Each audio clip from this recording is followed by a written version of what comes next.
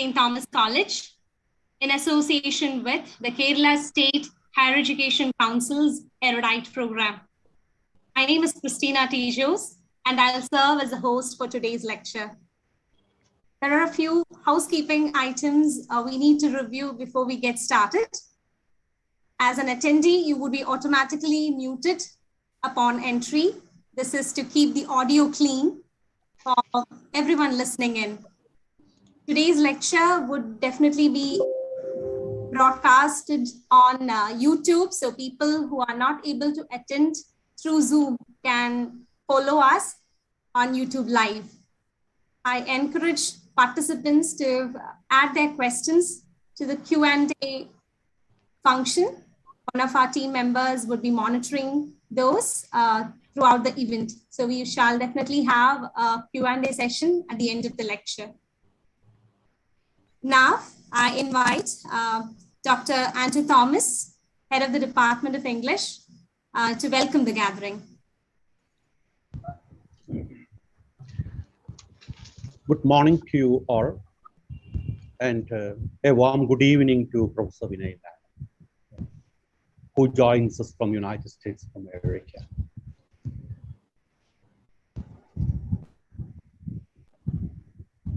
His Excellency and our beloved manager, Mark Tony Nilangavil, Professor Vinay Lal, Reverend Father Dr. Martin K.A., the principal of the college, Dr. C.S. Biju, the organizer of this lecture series, dear members of the faculty, scholars listening to this online program from different parts of the country and from all over the world, and my dear students.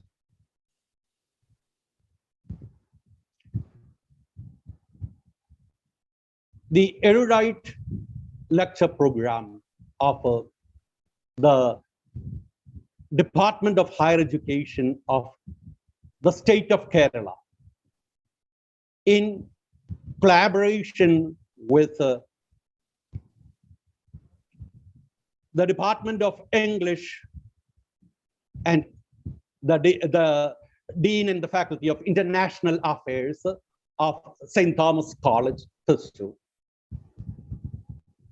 is very proud to organize this lecture series where we have one of the most eminent international South Asian scholars of the world going to deliver his lectures on very pertinent topics and issues of our contemporary times.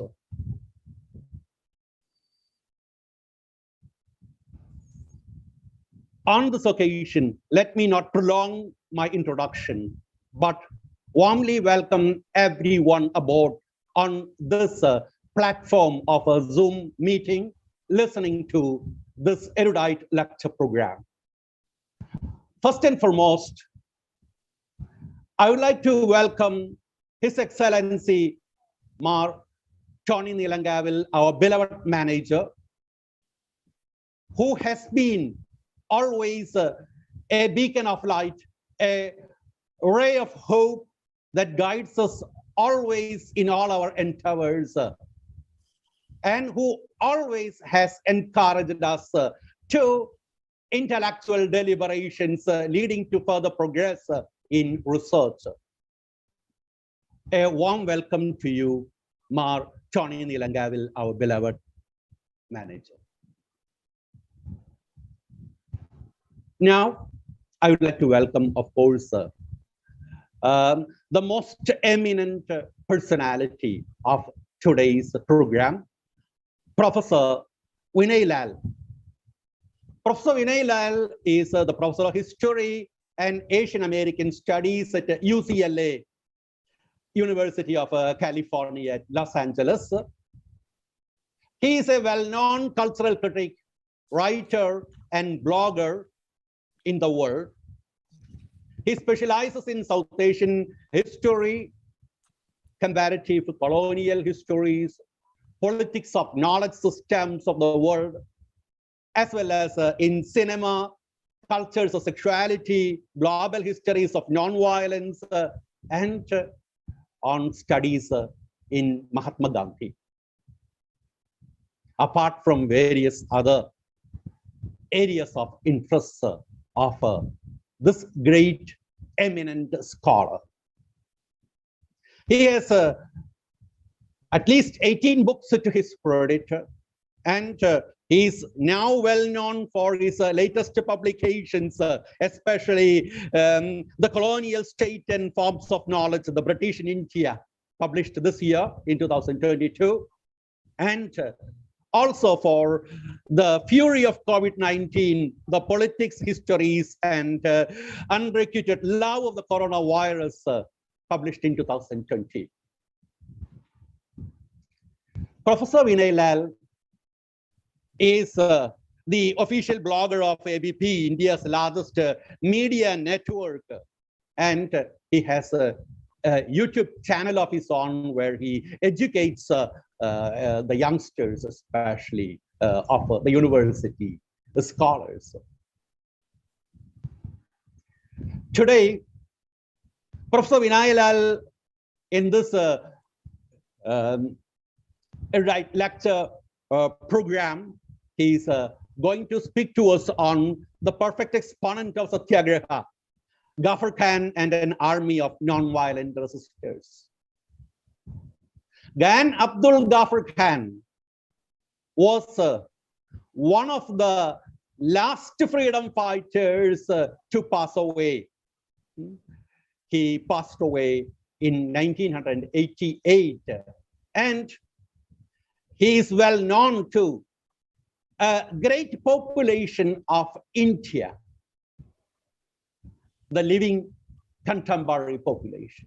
Yet, I think Abdul Ghaffar Khan is conveniently forgotten in contemporary India.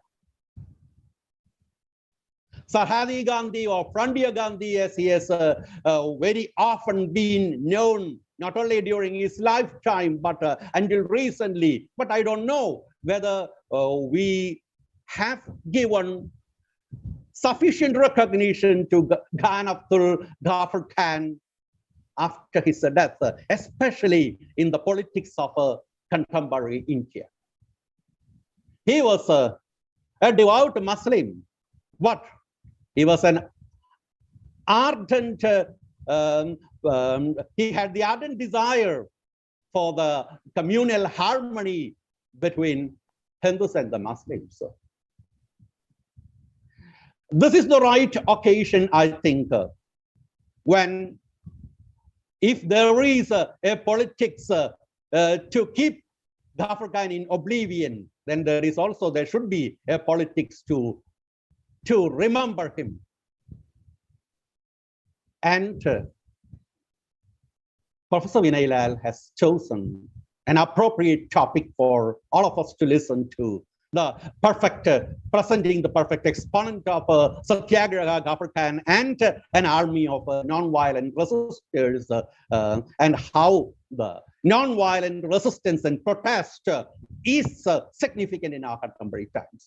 A hearty welcome to Professor Vinay Lal, and we are all earnestly we hope to listen to your erudite lectures.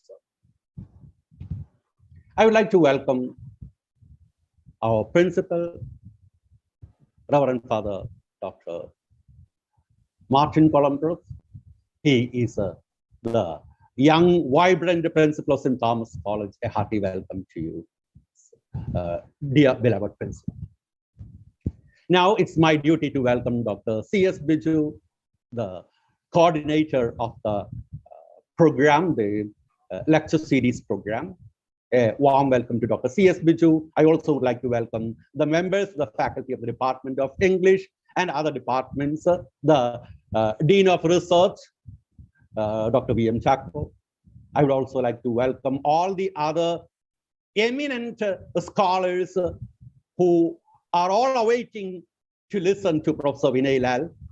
A hearty welcome to our students too.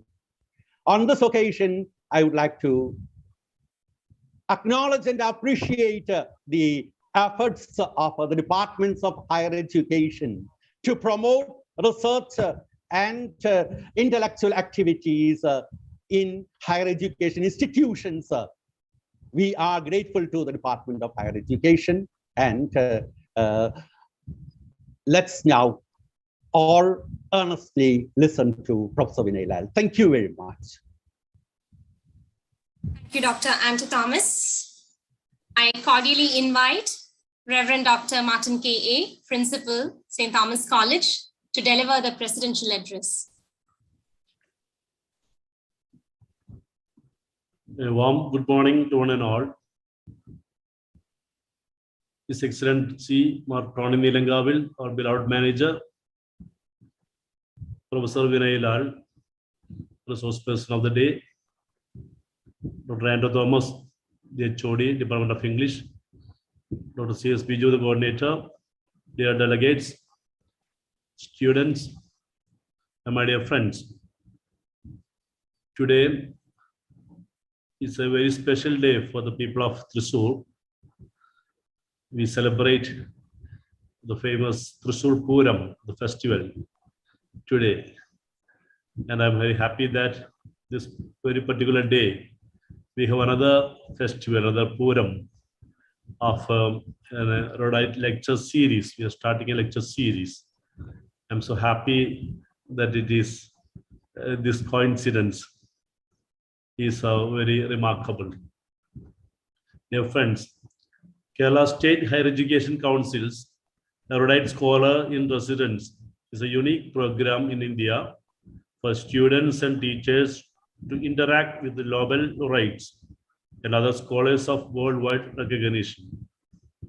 Exposure to the knowledge and experience of the Nobel laureates tremendously influences our younger researchers, not only intellectually, but also psychosocially, by enhancing self-esteem and self-confidence. Academics and scholars deliver lectures on topics of their choice, share scientific advancements in their areas of research, provide academic career guidance to young researchers, suggest new research questions to them, and co-opt teachers of genuine research talent in collaborative projects. This international webinar series, which honors Professor Vinay Lal as a erudite scholar of the Kerala Higher Education Council, the first of its kind in our college. And I'm happy and glad that we have such a great resource person from Los Angeles, and hoping that we will have wonderful sessions ahead. Wish you all the best, and especially the wishes of Thrissur Puram, and let it be a Puram, a festival of knowledge and insights. Let me conclude. Thank you so much. Thank you, Father. We are joined by our manager, His Excellency Mark Tony Nilangavil, who has been very supportive to the research and innovation facets of St. Thomas College. I'm extremely privileged to call upon His Excellency to inaugurate the event.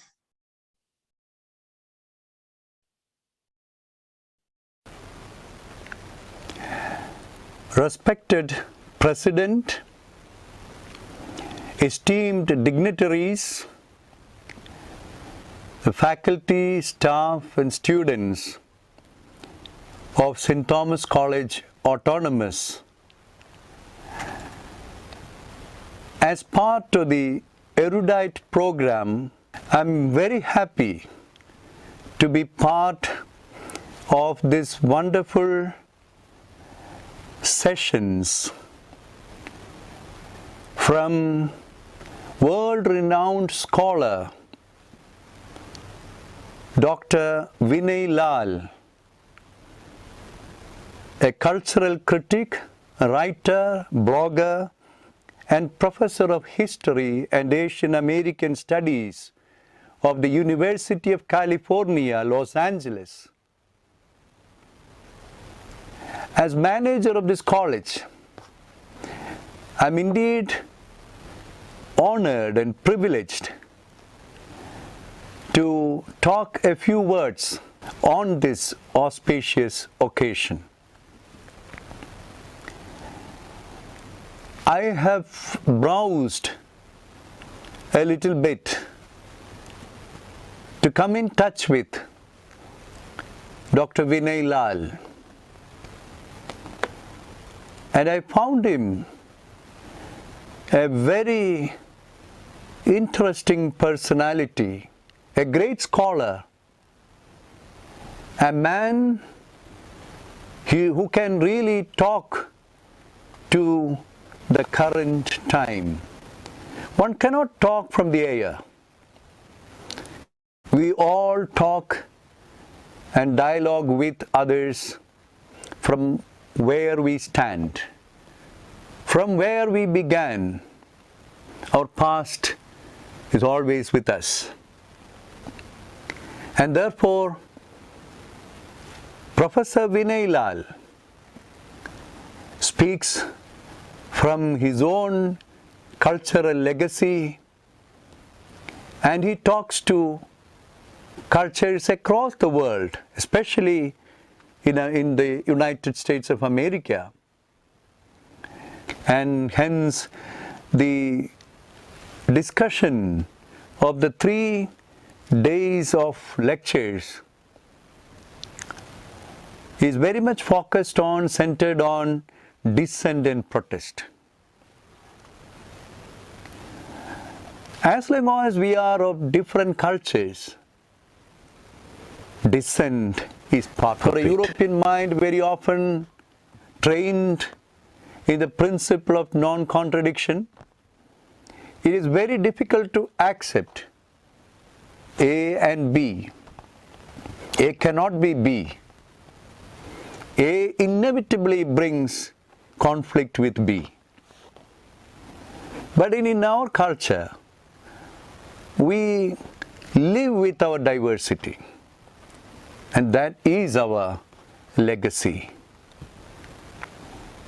I'm aware that we also face new challenges which threatens this unity in diversity. So what I wanted to say up to now is that the intercultural dialogue, intercultural living together,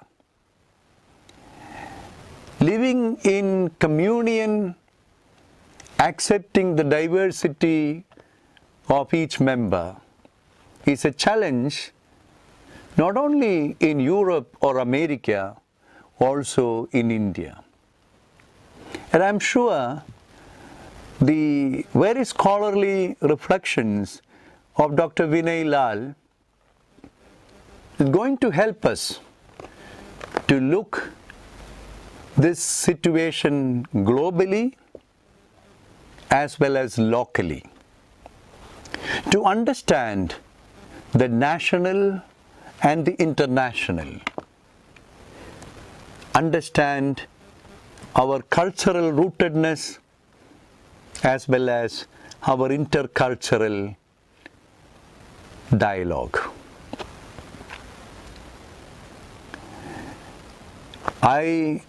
When I go through the topics discussed on May 10th, May 17th, and May 20th, I see how Professor Vinay Lal begins with the protest and dissent in the Indian context, moving towards the context of globalization where protest also matters, and further to art and gender. Globalization gave us a new horizon, but those minority traditions left unnoticed, unrecognized, demand dissent. We now hear voices of dissent from them. We have our colonial past. We have our independent struggles. We have our entry to globalization and the current challenges. Let us be very much enthusiastic to be part of this discussion.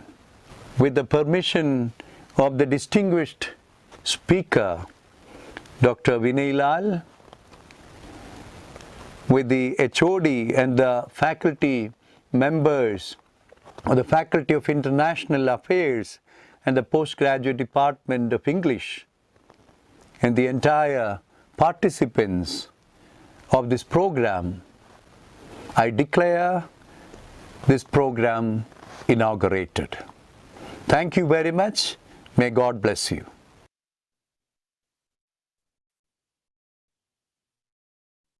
Thank you, His Excellency. May I now request Dr. C.S. Biju, Dean, International Affairs, to present the proposed aims and purpose of the lecture series. Thank you so much, Christina. Warm welcome to Professor Vinay Lal and my dear colleagues and students, researchers from around the world.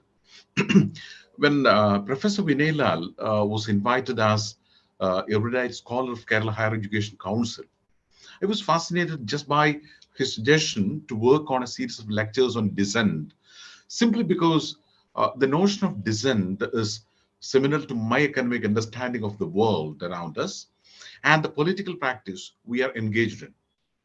Vinay's work in many ways opens up vistas of initiating a politics of dissent.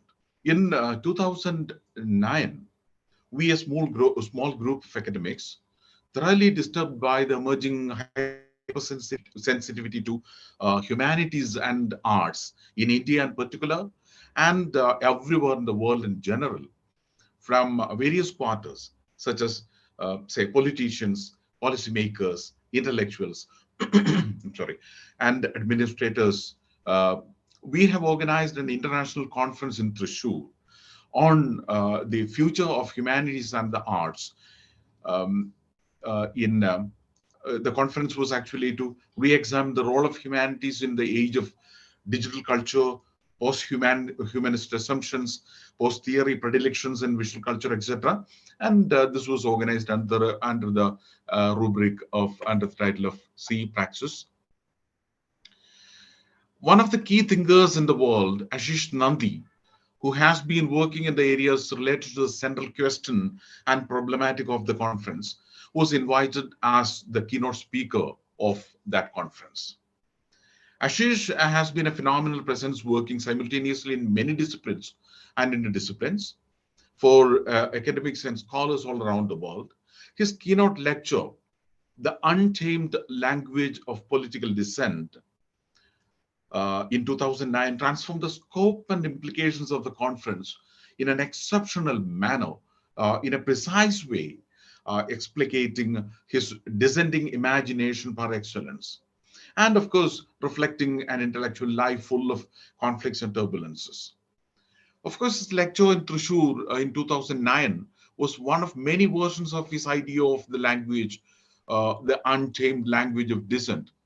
He has been consistently developing and elaborating upon.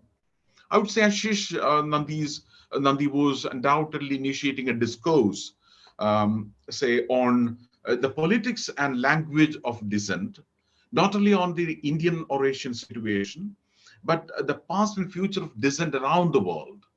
When Vinay Lal edited a book on the multiple selves and strange destinations of Ashish Nandi, no wonder that he has chosen Dissenting Knowledge's Open Futures as his title. In his introduction to the second edition of this book, Professor Vinay Lal described Ashish as an ultimate dissenter. In Euro-American contours, political dissent is often is an idea that perennially receives much public attention. It's standing in academic literature is relatively slight.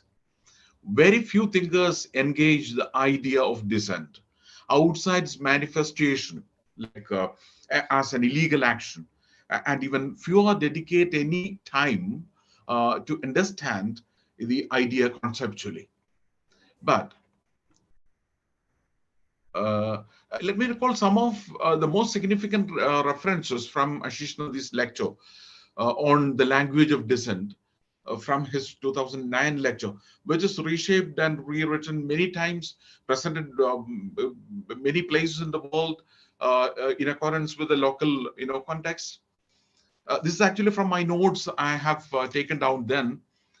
He argued that we have tried to specify and content dissent, whether in universities, administration, or in academic circles, etc.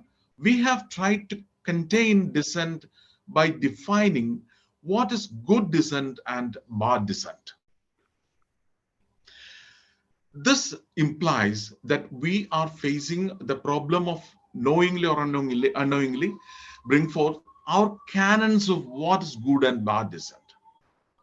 On the untamed nature of the language of dissent, Ashish Nandi illustrated the crucial factors which initiate hegemony derive from categories, that is, ideas. The justification for dominance comes from a set of values previously were thought emancipatory and liberatorial, such as science, rationality, progress, realism, history, etc. These general words have become out of context and at times source of hatred for the people from the margins or people who are underprivileged, disenfranchised, and so on. The idea of untamed language actually was the actual source of inspiration for my fascination for Vinay Lal's proposal for a lecture series on dissent that time. Vinay Lal described Ashish Nandi again as someone who defied all attempts to restrain him within the straitjacket of received ideologies. On the basis of, I quote from Vinay Lal's introduction to his edited work on Ashish Nandi, his numerous interventions in the public sphere in India and his efforts across the globe to generate more ecumenical futures, particularly for those who have disenfranchised and silenced. According to Vinay, nearly everyone, Hindu nationalists, liberals, secularists, and purveyors of real politics to the Dalits, Marxists, and feminists have always a quarrel with Ashish Nandi. Professor Vinay, we are immensely thankful to you for your kindness to engage the erudite project and to accept the offer as an erudite scholar of the Kerala Higher Education Council. In fact, Professor Vinay Lal has been in constant touch with Kerala and with our institution too. He served as the keynote speaker in the Centennial Conference on Print Modernities in 2019, which was held at St. Thomas College. Another immensely interesting factor is that the context of this international lecture series is that Vinay Lal's book, History of History, is going to be published in Malayalam by DC Books soon. Most of the translators of that volume are in some way or other connected to St. Thomas College. And the editors, me and Dr. C.J. George, a former faculty of St. Thomas College and an eminent linguist, both are connected to St. Thomas College. So I'm so proud to announce the upcoming translation of Vinay Lal's one of the most popular works, History of History, into Malayalam in the near future. So this is actually the preamble of this lecture series on the language of on studies on dissent. And welcome, Professor Vinay Lal, and thank you for your kind presence. Thank you very much, Professor Biju, for your very interesting remarks. And in fact, to use the word from the program, very erudite remarks about the nature of the work that Professor Nandi has done. Before I launch into my own talk, I would like to thank the anchor, Christina. I would like to add my thanks as well to Dr. Anto Thomas, to Father Martin, K.A., the principal of the college, and the manager, Bishop Tony Lidankavil, for having welcomed me to this program. And my thanks, of course, to the Kerala Higher Education Council for inviting me, courtesy of my friend Biju, to this program. Let me say as well a couple of things by way of a preface. The first is that this particular lecture for today introduces a figure who I think is not really known at all beyond India and Pakistan.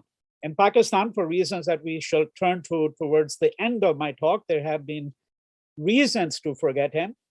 In India, there may not have been reasons to forget him, but nonetheless, I think even in India, he has become, particularly for this generation and perhaps even the preceding generation, something of a distant memory.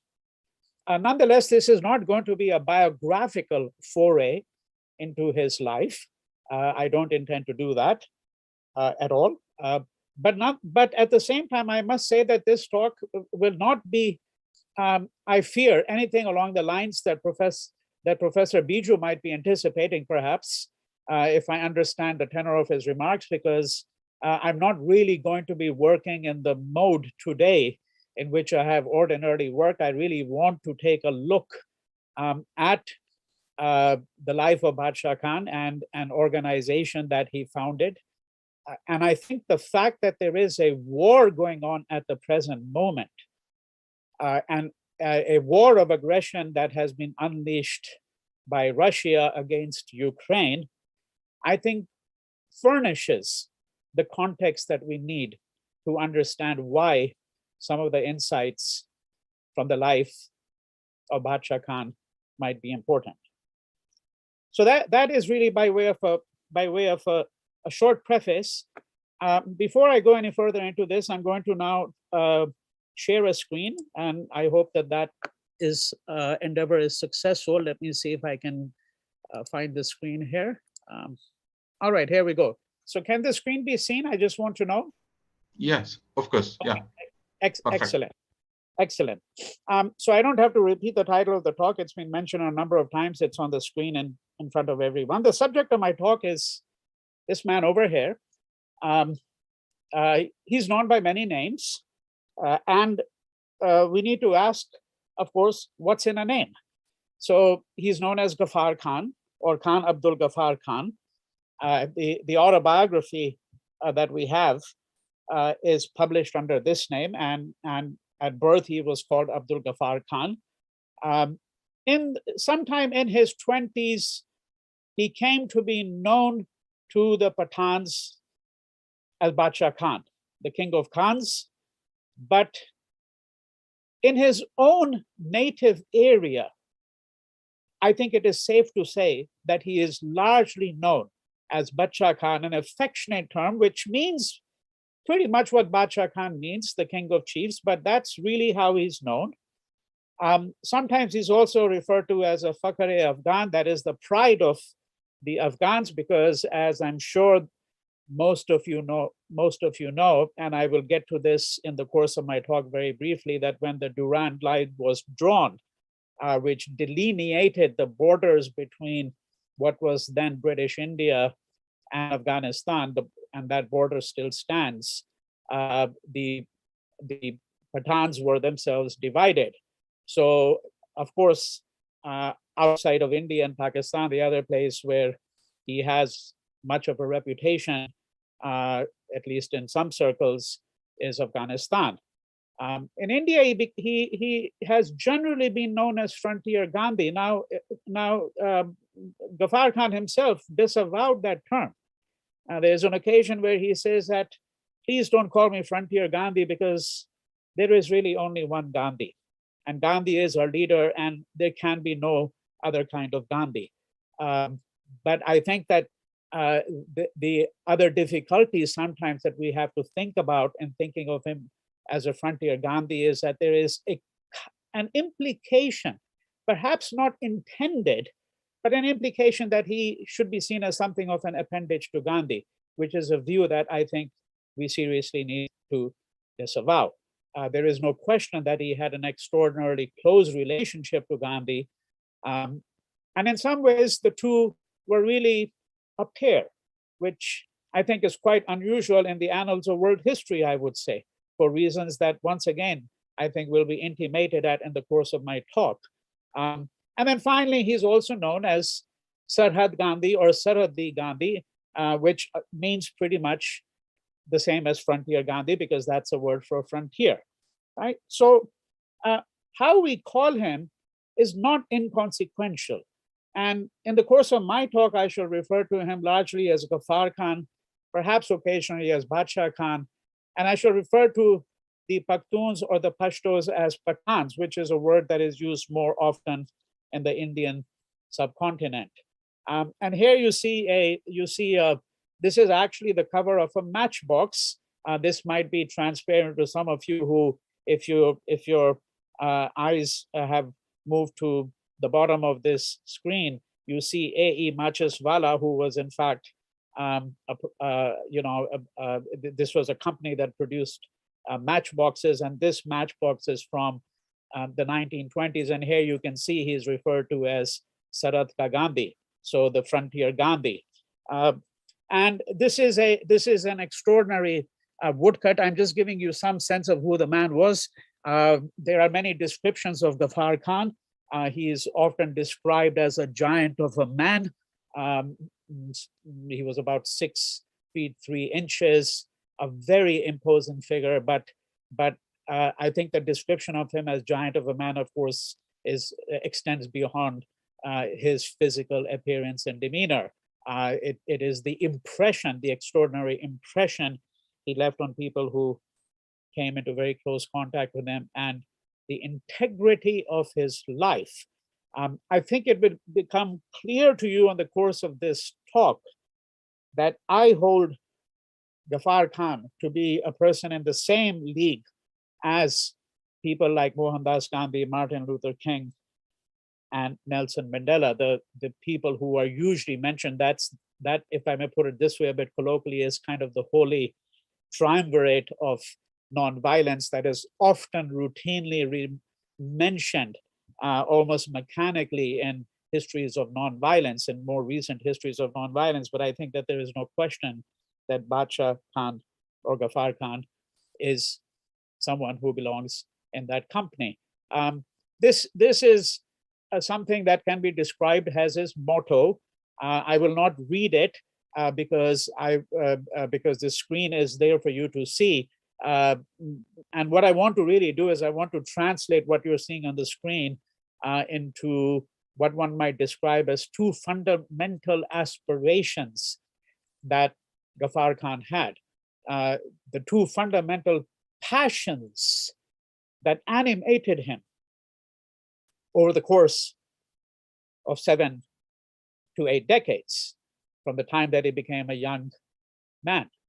And those two passions were to see a free, democratic, secular, I want to put the word secular in quotation marks for the present moment, a free, secular, democratic, united India. India was, of course, at that point under colonial rule, and to see the prosperity of his own people, right? Of the Pathans, to see them become a free people, but a people who would also be self-reflective about their freedom, right? Who would be prosperous and who would be dignified.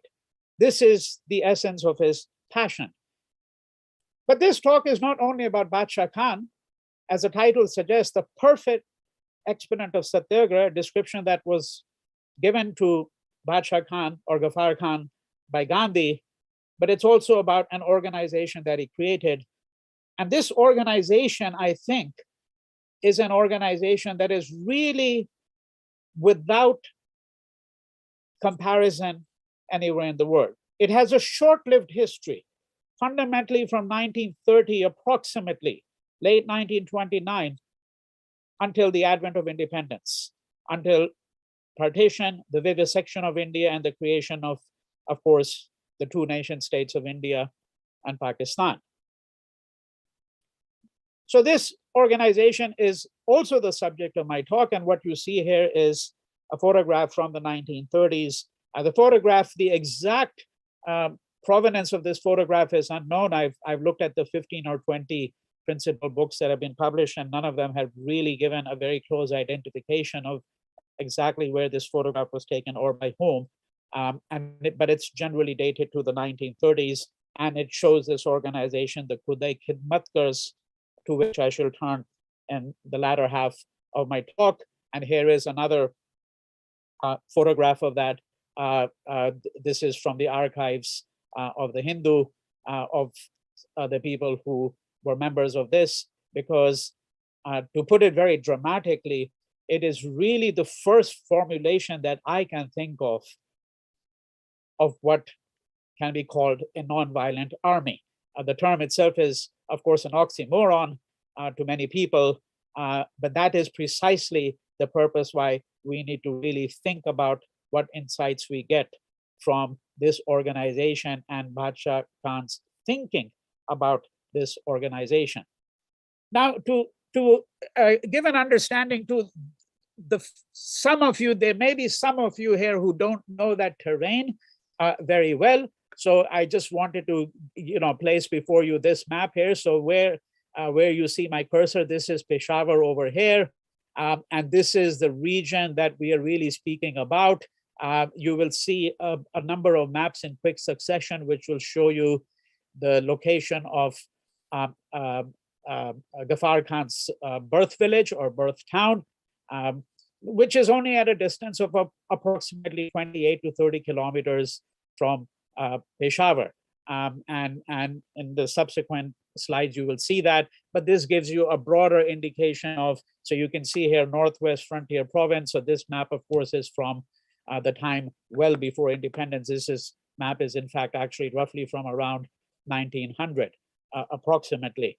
And this map here indicates something which I think is important to recognize, although it's really not the subject of my talk as such.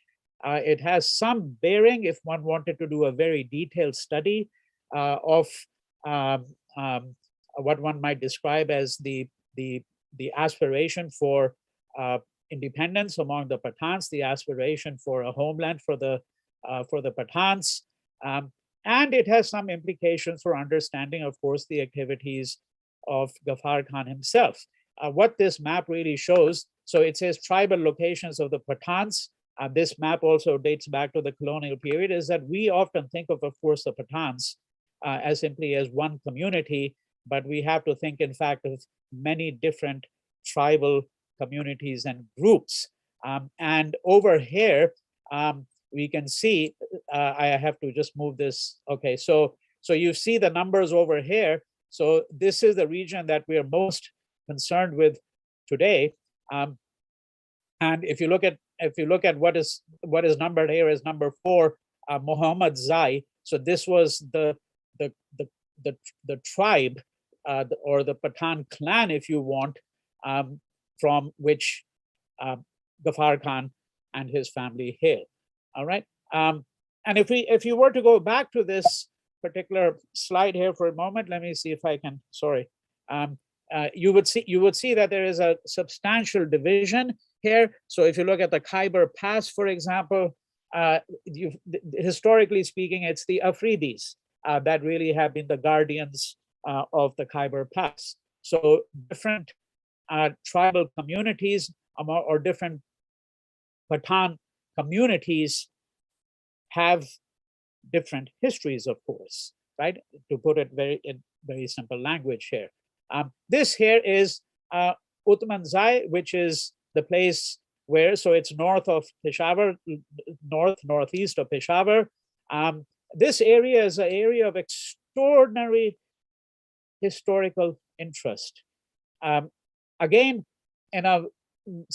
if one were doing, let's say, a series of talks on the Khudai Khidmatkars, the history of Peshawar, and Ghaffar Khan, then one would have to entertain some kinds of considerations which I'm not able to do justice to in my talk today.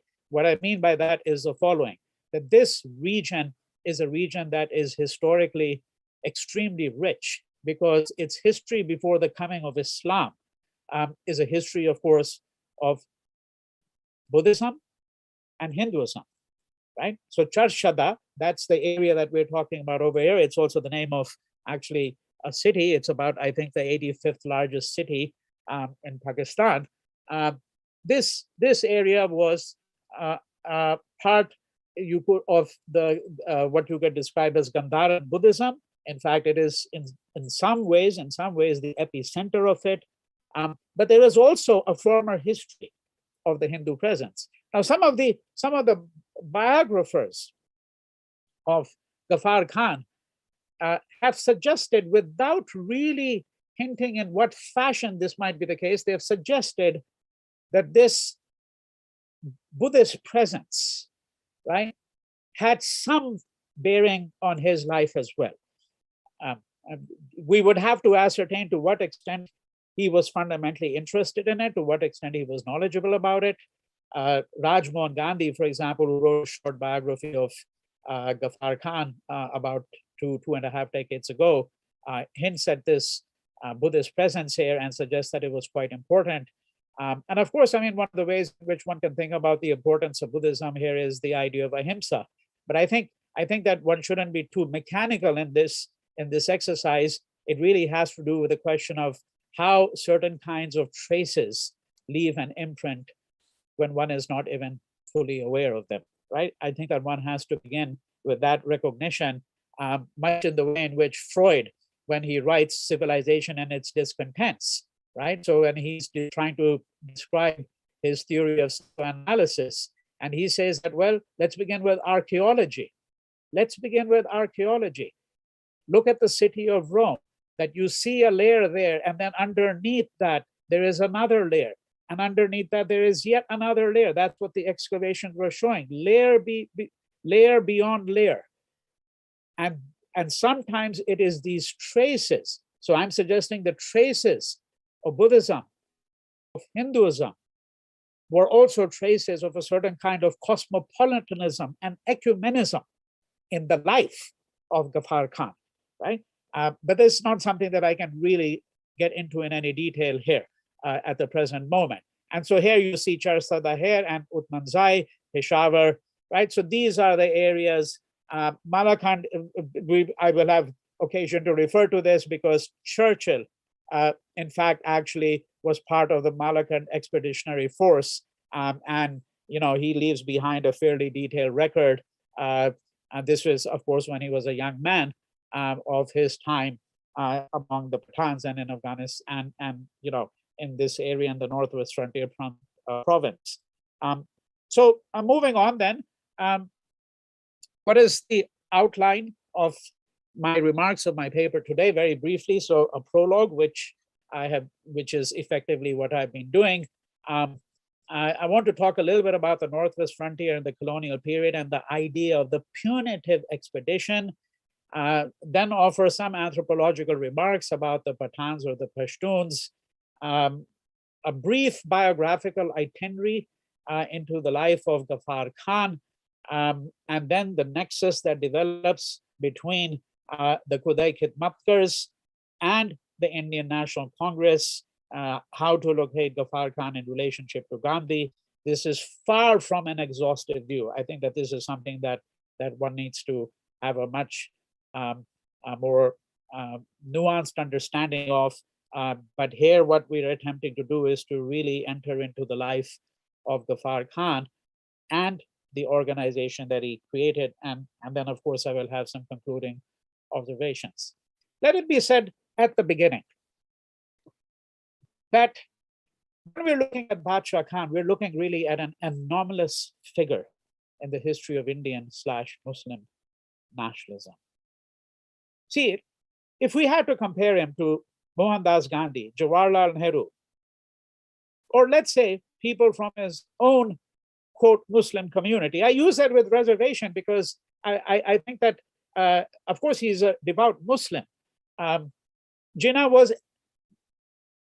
not even remotely a Muslim, much less a devout Muslim, right? I mean, he's a Muslim, of course, in that he agitates on behalf of the Muslims and then becomes the leader of Pakistan, of Free Pakistan in 1947. But we cannot think of Jinnah in the template of religion, that is to say, unless one thinks about how he instrumentalized religion, which I dare say is the last thing that Ghaffar Khan would ever have done. Right? So this is what I mean when I have some reservation when I say that, well, okay, let's also put him alongside some Muslim figures such as Muhammad Ali Jinnah, and then someone with whom he does have much in common, but that's another long history, and that is Maulana Azad. But if you take Jinnah, Azad, Nehru, Mohandas Gandhi, just four figures over here, we see that these people were people who were highly educated. They came from, on the whole, urban and urbane settings. Right? Most of them were barristers. They're trained as barristers. A disproportionate number of people who were actually in the Indian National Congress, particularly in positions of leadership. And if you're looking for the history from 1885 unto the 1930s, a disproportionately large number of them had legal backgrounds. Right? Now, in the case of Ghaffar Khan, we find that he had very little education. We shall visit the question of his education in a little bit more detail shortly. But comparatively speaking, he had very little education. He doesn't come from Delhi, from Calcutta, from Bombay, from Aligarh. He comes from the frontier. He comes from the rural countryside. The frontier was beyond the pale. Right? He doesn't write at all. The autobiography is in fact actually dictated. It's dictated. It's dictated in Pashto. It's then translated into Urdu and of course translated into English as well. Unlike Gandhi, Nehru, Maulana Azad, who were people who had a national profile and who aspired to be leaders of the nation, Ghaffar Khan never really aspired to be a leader of the nation. He only aspired to represent his fellow Pathans. I think that is fundamentally the case. And this is also going to be one reason why he's going to disavow power. It has sometimes been suggested that even though he was very close to Gandhi and Nehru and was a member of what is called the Congress Work Committee, that he was never really invited to the presidency of the Congress. I don't think that suggestion is correct. From my understanding, he was in fact offered the presidency, but he turned it down. Offered the presidency by no less a person than Gandhi himself. But he turned it down because it was not in keeping with his character. It was not in keeping with his aspirations, with his dreams. And those had very little to do with becoming the leader of a nation. Right? He is a person who consistently disavowed power. Consistently disavowed power. And I think that if we're speaking in that register, this is the other grounds for placing him in close proximity to Gandhi, because I think the only other person of whom it can be said that he also disavowed power in certain ways was, of course, Gandhi himself. Right? So if we look at Ghaffar Khan, we find that barring certain kinds of congruencies between his life, limited congruencies between his life and the life of Gandhi, we find that Ghaffar Khan was a fundamentally anomalous figure in the history of Indian nationalism / Muslim nationalism. Was he even really a Muslim nationalist? He was a devout Muslim. Did he even think, however, in the categories of religion in this fashion, right? And when we look at the vow that volunteers had to take when they joined the Khudai Khidmatkars, we will get to that vow later on. We will get, I think, a reasonably good idea of the fact that he did not really think in these religious categories. Now, when he was eulogized at his death as the greatest non-violent soldier of Islam in history, right?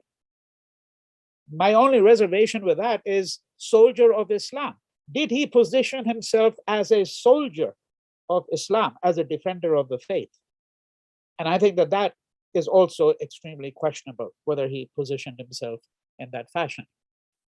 Now, what is it that I hope we can do in the course of my remarks today?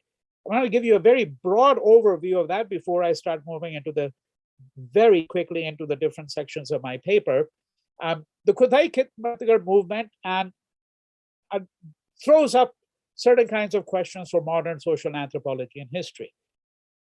It throws up a whole set of questions which we are now familiar with, particularly after subaltern studies became one of the dominant ways of looking at the history of modern India.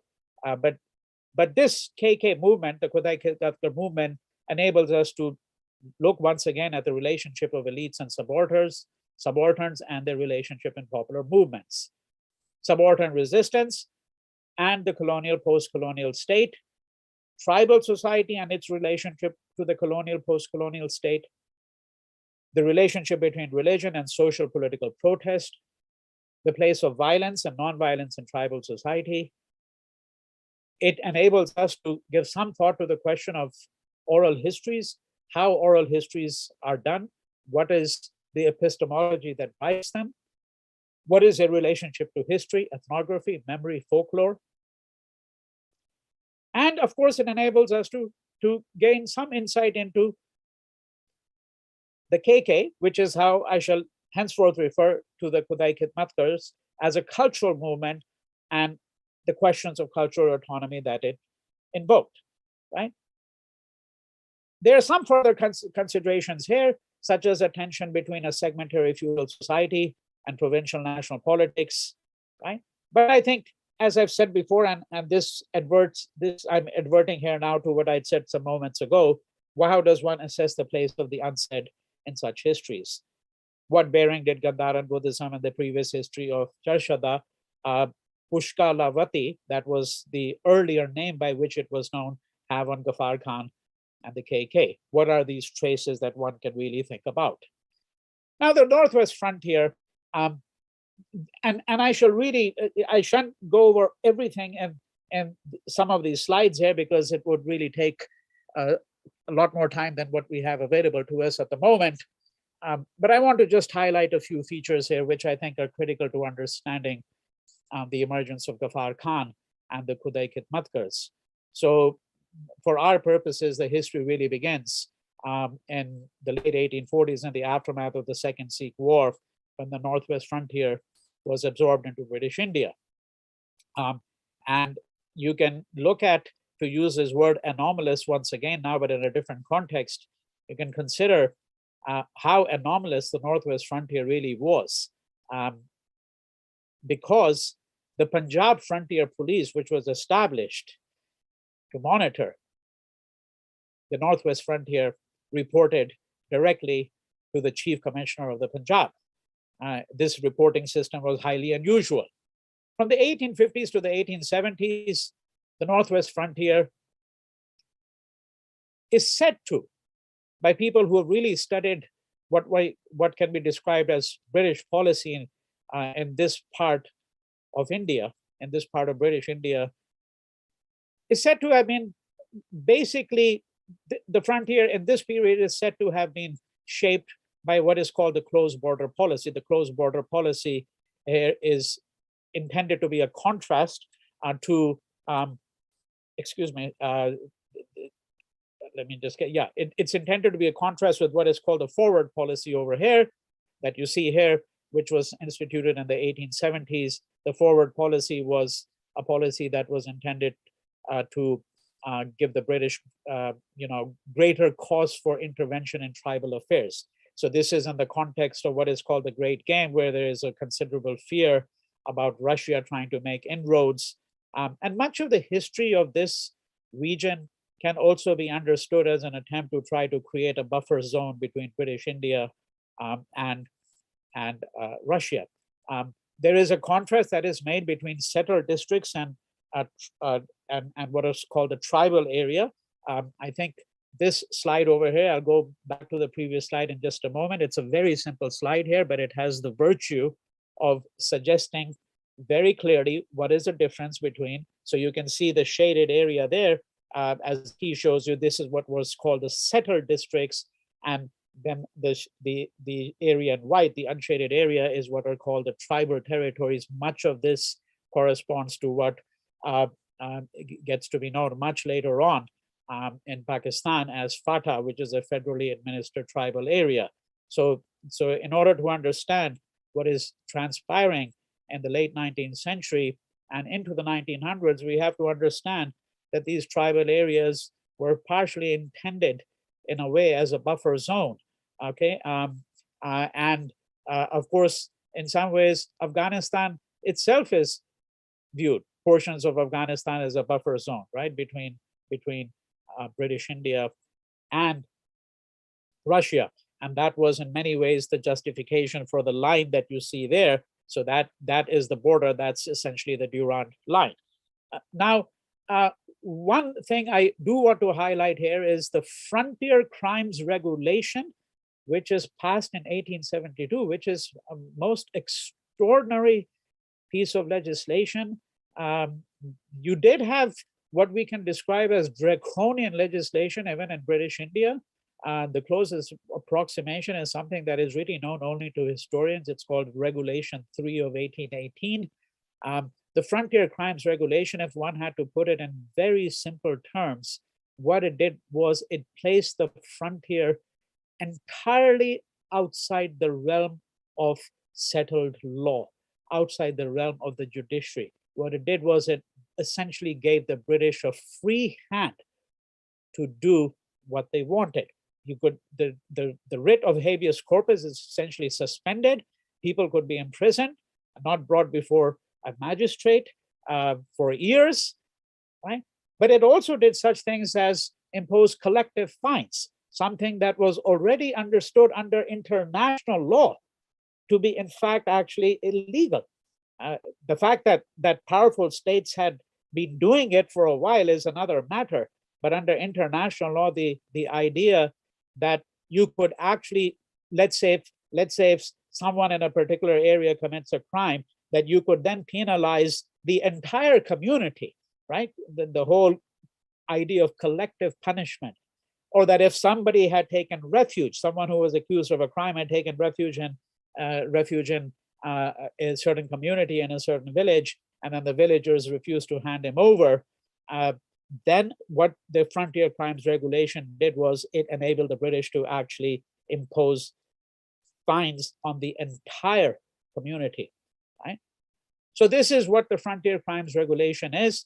And the reason it is important is because it underscores the fact that this frontier region was viewed as a region that could not be tamed. It could not be domesticated. And of course, the supposition was that you were really dealing with people who were in a manner of speaking savage or wild. Right? The anthropologist James Scott has offered another formulation, which is, I think, a very important formulation, which helps us understand the distinction between settled districts and tribal areas. And that formulation is where he distinguishes between what he calls state versus non-state spaces. So the non-state spaces, that would be the tribal areas there. Non-state, in a manner of speaking, the entire frontier was really a non-state space compared to the rest of British India. But then within the frontier, the tribal area, as opposed to the settled districts, was viewed as a non-state space, meaning that the writ of the state really didn't run there. You see, so there's a kind of on the one hand, you have the Frontier Crimes Regulation, which is intended to make the writ of the state run. But the point was that it had to be imposed precisely because this area had not yet entered into the vision of the state.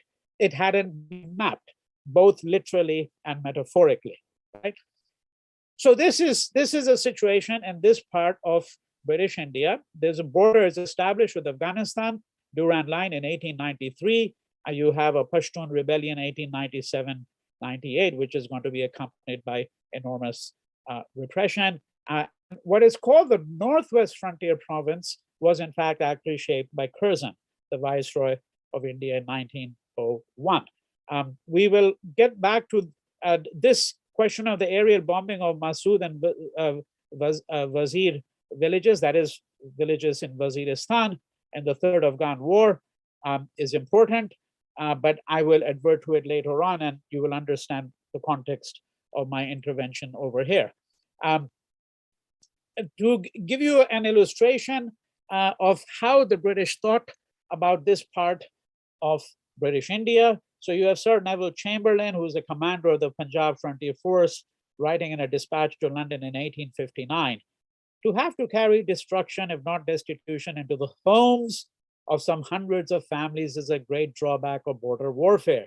But with savage tribes to whom there is no right but might, the only course open as regards humanity as well as policy is to make all suffer, right? If objection be taken to the nature of punishment inflicted as repugnant to civilization, the answer is that savages cannot be met and checked by civilized warfare. And to spare their houses and crops would be to leave them unpunished and therefore unrestrained. In short, civilized warfare is inapplicable. And of course, I mean, at this point, I want to raise, at this juncture, I want to raise this one question, which is that, you know, we are aware of the circumstances under which Gandhi carried out the policy of Satyagraha. And policy is not the right word, of course, for Satyagraha, because Satyagraha is not simply a way in which it offers resistance, mass nonviolent resistance or individual nonviolent resistance. Satyagraha, the bedrock of it is ahimsa and satya.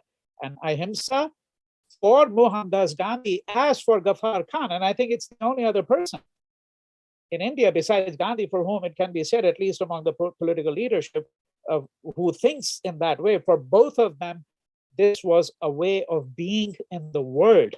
It wasn't simply a policy or a strategy or a method of resistance, right? Now, I mention it in this particular context because what I seek to put into question is, can one say that the challenge for Ghaffar Khan is going to be all the greater given the backdrop against which he has to now work with the idea of ahimsa, which is what he sought to do. The Northwest frontier was characterized by the tradition of the punitive expedition. I've given some details here, which I'm going to leave aside, but I think you now have some intimation of what I mean by the punitive expedition. And that's, of course, the idea that, you know, this is not civilized warfare with these people because they don't really understand that particular language. And the British view was that we are free to burn their villages, burn their crops, impose collective fines. And moving into the 20th century, when the technologies of extermination, the technologies of warfare have become, of course, much more complex, bomb these areas. Right? One of the places that witnessed constant bombing from the air was the Northwest Frontier Province. We must understand that this is not something that the British did in the rest of India. The only exception, singular exception to that is the Punjab disturbances for a very short period of time in 1919, right? But in the Northwest Frontier Province, dropping bombs on villages was not uncommon when that technology became available. And some of you might remember George Orwell's marvelous essay on politics and the English language, where he says the British described it as pacification, that when you drop bombs on villages, you call this pacification. Because here, of course, he was talking about extraordinary abuse. One of the technologies that comes into play in the Northwest Frontier Province was the machine gun. This is the Maxim gun. I can talk about the Maxim gun for considerable length because there is a wonderful book called The Social History of the Machine Gun, which I have used in some of my work, and I've often assigned a chapter or two from that book to my students. It made an enormous difference because what the Maxim gun did was introduced an extraordinary asymmetry. This is, of course, increasingly the nature of modern warfare, the asymmetry. The Israelis have they can strafe villages, Palestinian villages from the air. They have the most sophisticated weapons. And what do the Palestinians do? What was the symbol of the Intifada? The symbol of the Intifada was the boys, young boys and young men throwing stones, right? That's the asymmetry. And that Maxim gun really did. Hilaire Belloc writes a poem. I shall never forget the way he's saying that blood stood upon this awful day. He's celebrating this gun, the machine gun, and the asymmetry. Preserved us all from death. He stood upon a little mount. This is a British general. Cast his lethargic eyes around and said beneath his breath, whatever happens, we have got the Maxim gun and they have not. Right? That is what you're seeing here. This is a regiment, a British regiment with the Maxim gun. This is a photograph from about 1870. Right? Now, I want to move into the question of the Pathan. How does one think about the Pathan? Right? That is my fundamental concern over here. But if you look at this photograph, this is a photograph of Khyber chiefs and Khans taken at the Northwest Frontier. Remember, that is not the Northwest Frontier Province yet. Taken there in 1878. It's a photograph during the Second Afghan War by John Burke. And one of the most arresting things about this, of course, this is something you'll find in virtually every photograph of the Pathans, is the rifle. So if you look here, most of them are sporting a rifle over here. This is part of, as we shall see, the ethos of what it means to be a Pathan. This photograph over here, so these are photographs. They're in the collection of the National Army Museum in London. This is a photograph which was taken in 1919 of a Waziri tribesman with his rifle. All right. So if we were to do an elementary anthropology of the Pathan, supposedly an anthropology, every book that has been written on the Pathans would talk about this. I will mention it very briefly, not because I think that that we need to replicate, obviously, a certain understanding of the Pathan that has been around for a very substantial period of time. I think it is also the case that many of these terms that have been invoked to refer to the character of the Pathan, to think about the codes that animated their lives, I don't think we need to necessarily disavow this language. We need to understand how the Khudai Khidmatkars may have reworked some of this language, right? And that is why I think we'll have to understand what some of the Pakhtunwali, that is the unwritten code of the Pathan, what were its constitutive elements.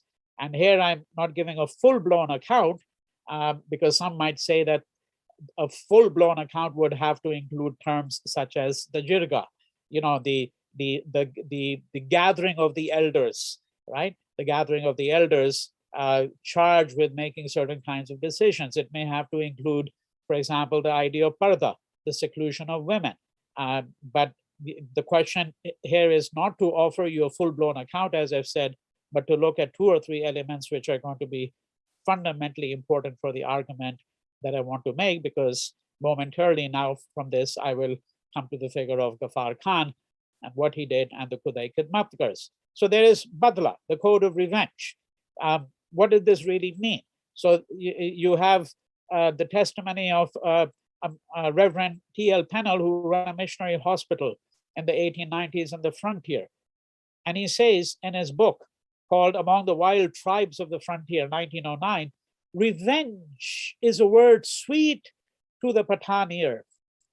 And even a revenge satisfied by the culminating murder is the sweeter if the fatal blow, preferably on some dark night, is managed that the murdered man has a few minutes of life in which to realize that he has been outwitted, right? You don't really want to inflict death on a person and not have him know that this is coming from revenge, right? This is coming from revenge. There are all kinds of stories that are told. I mean, one of the stories that I've read in many of these colonial ethnographies is a story of a man who had been blinded. And he, in desperation, he goes to a doctor and he says, doctor, can you just restore my eyesight to me just for one day? Because that one day is all I need to kill this man and get my revenge. And he says, after that, if I become blind again the rest of my life, I don't mind, right? These are the kinds of stories that are told. And the point here is not whether they're apocryphal or true. The point is that they are part of a certain kind of common sense that develops around the figure of the Pathan. And then there is, of course, the code of hospitality, right? The honorable, which can also be discussed as the honorable use of material goods, the code of hospitality. I shall dwell on that for a moment. And I want to share with you a couple of descriptions first of Badla. Another was Ghaffar Khan's oldest son, who in a small book that he wrote on the Pathans, a sketch first published in the 1940s, reprinted in 1990, gives a picture of what is involved. He says, if dishonored, the Pathan must shoot. He has no alternative. If he does not, his brothers will look down upon him. His father will sneer at him. His sister will avoid his eyes. His wife will be insolent. And his friends will cut him off. One day he goes out and never comes back. He has laughed his way into a bullet that was fired by another of his own blood and race. His wife inherits from him a moment of joy, 2 sons, and a lifetime of sorrow. It's a very poignant description, a very arresting description. But let me turn to the code of hospitality. The incident that I want to describe to you here is mentioned by Rabindranath Tagore when he was on a lecture tour in China. So 1923, 1924, he gave a series of lectures in China. And in the course of one of these lectures, he's discussing the idea of dharma, right? What it means in Indian civilization. And he's also discussing what he views as an ethos of hospitality. So he describes something that happened in 1919. This is where we go back to that slide. Just take your mind back to the slide I shared with you a few minutes ago when I was talking about the aerial bombing of Masood and Nazir villages. And what he's describing is the bombing of a village, of a Masood village, which was in rebellion. Now, this village had been bombed by the air, but the aircraft itself caught fire. And it came crashing down.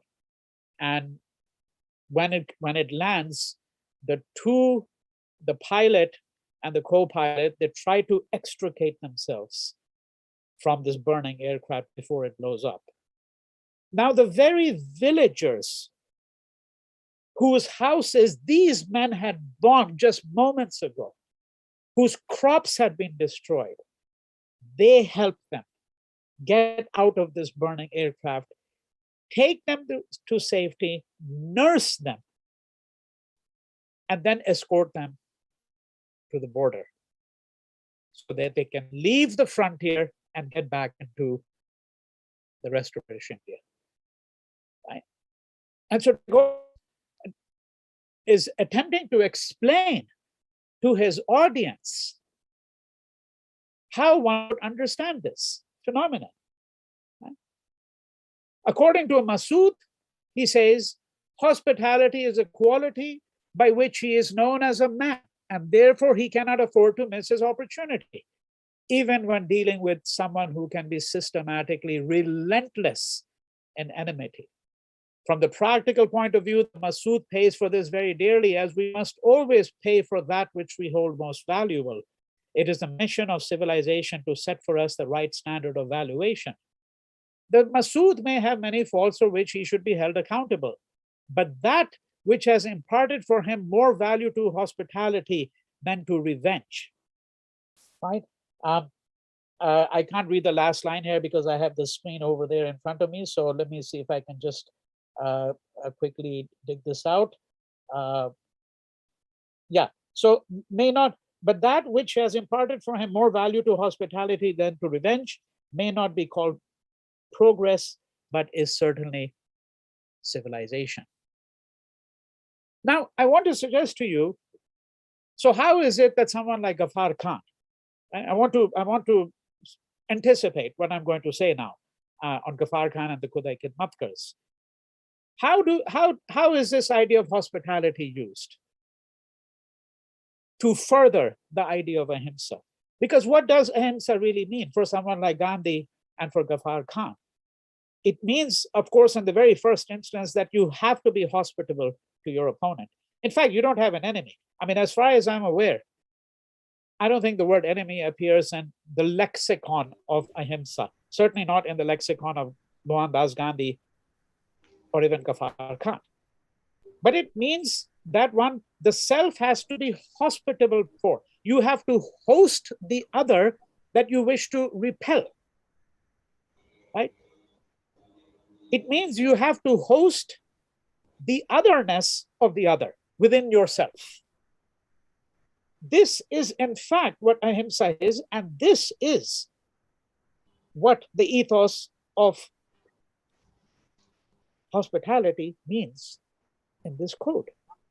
It's a very exacting standard,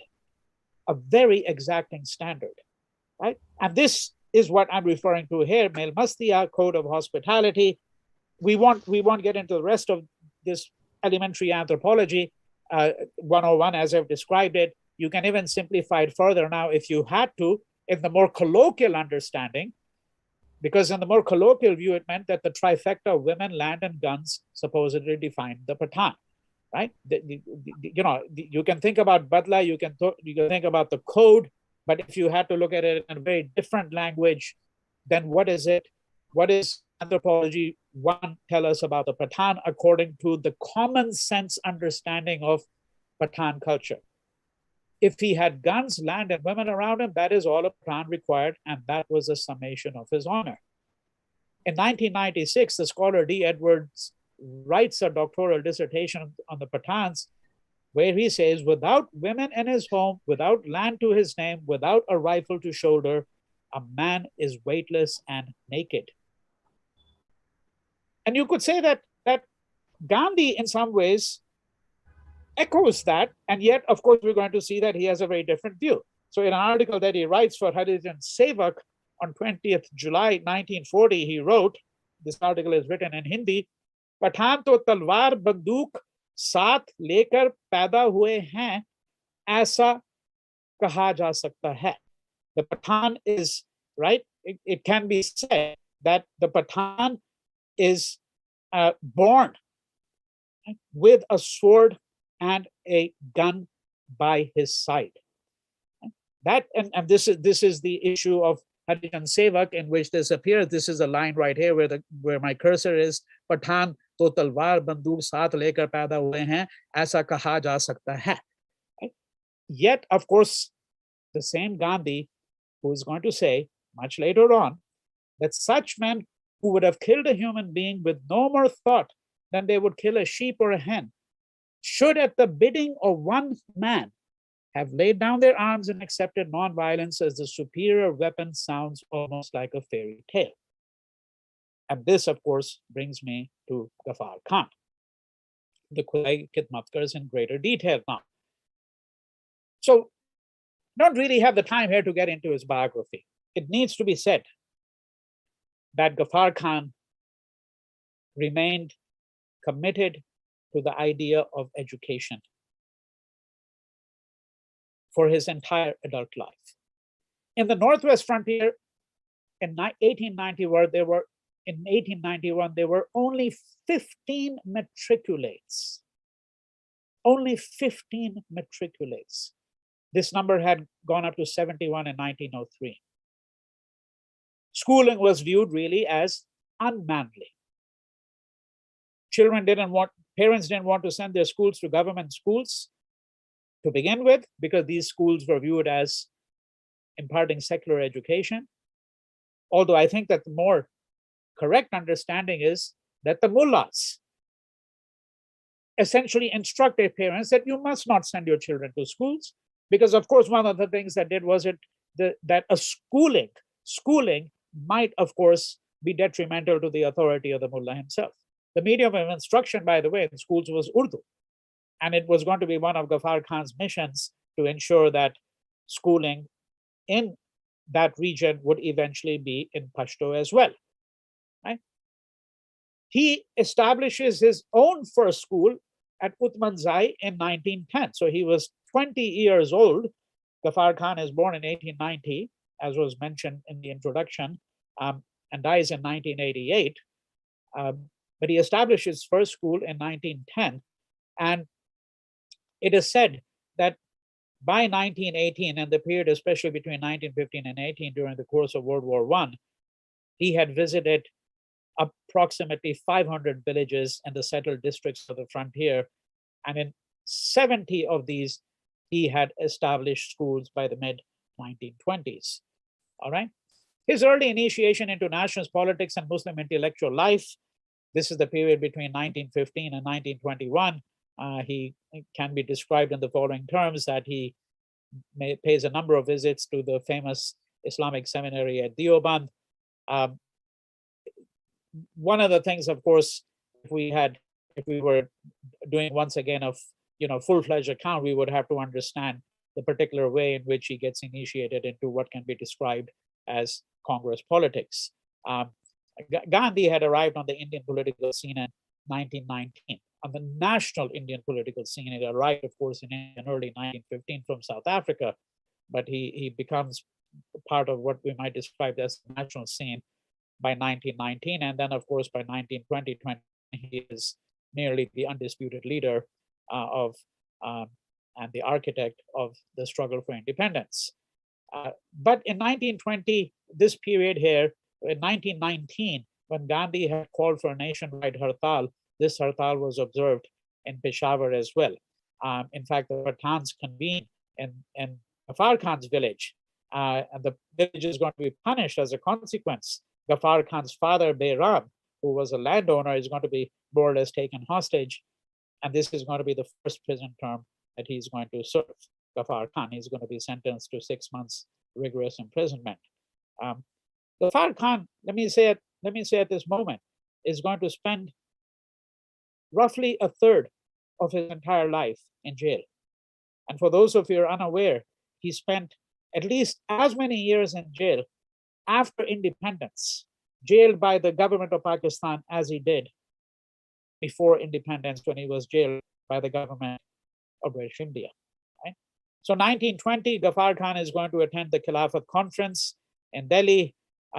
And he's then going to engage in hijrat or flight to Afghanistan as part of the Khilafat protest, something that he later argued was a mistake. But I'm going to omit all of this here in the interest of time. What is very clear is that by early 1920, he had decided that neither hijrat nor jihad offered the route to the transformation of society. And he writes, okay, so when I say he writes, this is what has been dictated in his autobiography. I realized that revolution could not be done in a hurry and that it was no easy task.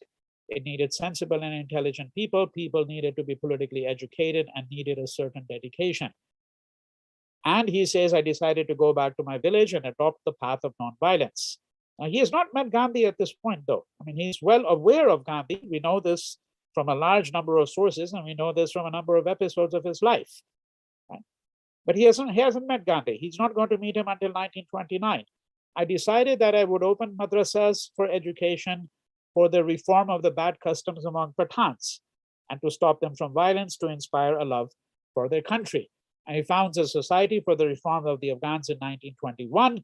And what you're going to find here, what is really, I think, most interesting, because again, this is something that can really only be said of Ghaffar Khan, is his proximity to Gandhi with respect to the idea of the constructive program. Gandhi had put forward a constructive program. It is not an accident that down to the present day, the vast majority of biographies do not talk much about the constructive program. They talk about the salt Satyagraha. They talk about the non-cooperation movement, the political trial of Gandhi, the Quit India movement. They talk about that which is performative, that which becomes spectacular. But of course, from Gandhi's own point of view, and this is exactly what can be said of Badshah Khan, right? It is, in fact, the elementary things, the cleaning of latrines, keeping villages clean, all of which Badshah Khan is going to insist upon when he starts his program of social reform. All of this has really been largely occluded, right? Largely occluded. Now, when it is in the immediate aftermath of the founding of this society, with his emphasis on social reform, with his emphasis on education, that the British declared this work to be subversive. Well, that's astonishing if you think of it, right? Because certainly they would not have laid that charge against Gandhi in British India doing the same kind of work. But the supposition was that in the frontier, which is really beyond the pale, this is in fact subversive work. And so he's going to be arrested and sentenced to 3 years rigorous imprisonment. And I want to speak just very briefly about his 3 years in jail, because it appears to me that the biographers haven't quite yet understood what the significance of his 3 years in jail were. And we don't have to visit the entire history of how he ended up at Dera Ghazi Khan, which is in the Punjab. You know, there's another jail that he's first moved to, and then he's moved to this particular jail. And some of you are well aware of the fact that people like Gandhi, Mandela, Reverend James Lawson, many architects of the civil rights movement, many people who were involved in the anti-apartheid movement, and all over the world, those who have spent terms in prison have often reflected on the jail as a kind of a university, right? A place for self-reflection, a place where you talk to other political prisoners, especially if you're placed with other political prisoners, a place where you get educated. The jail is a perfect institution for the autodidact, right? Now, in this jail, many of the prisoners were Akalis who were imprisoned for political offenses, because at that time there was what was called the Gurdwara reform movement. Right? And you can see that what is happening there is somewhat analogous to what Badshah Khan, Ghaffar Khan, is attempting to do in the frontier, where he was absolutely clear that the mullahs had to be completely kept out of these social reform movements. The mullahs were not going to be permitted to influence the course of education, for example. Because what Ghaffar Khan is really suggesting here is that these people actually obscure the path of knowledge for those who are eager, those who are hungry for knowledge. Right?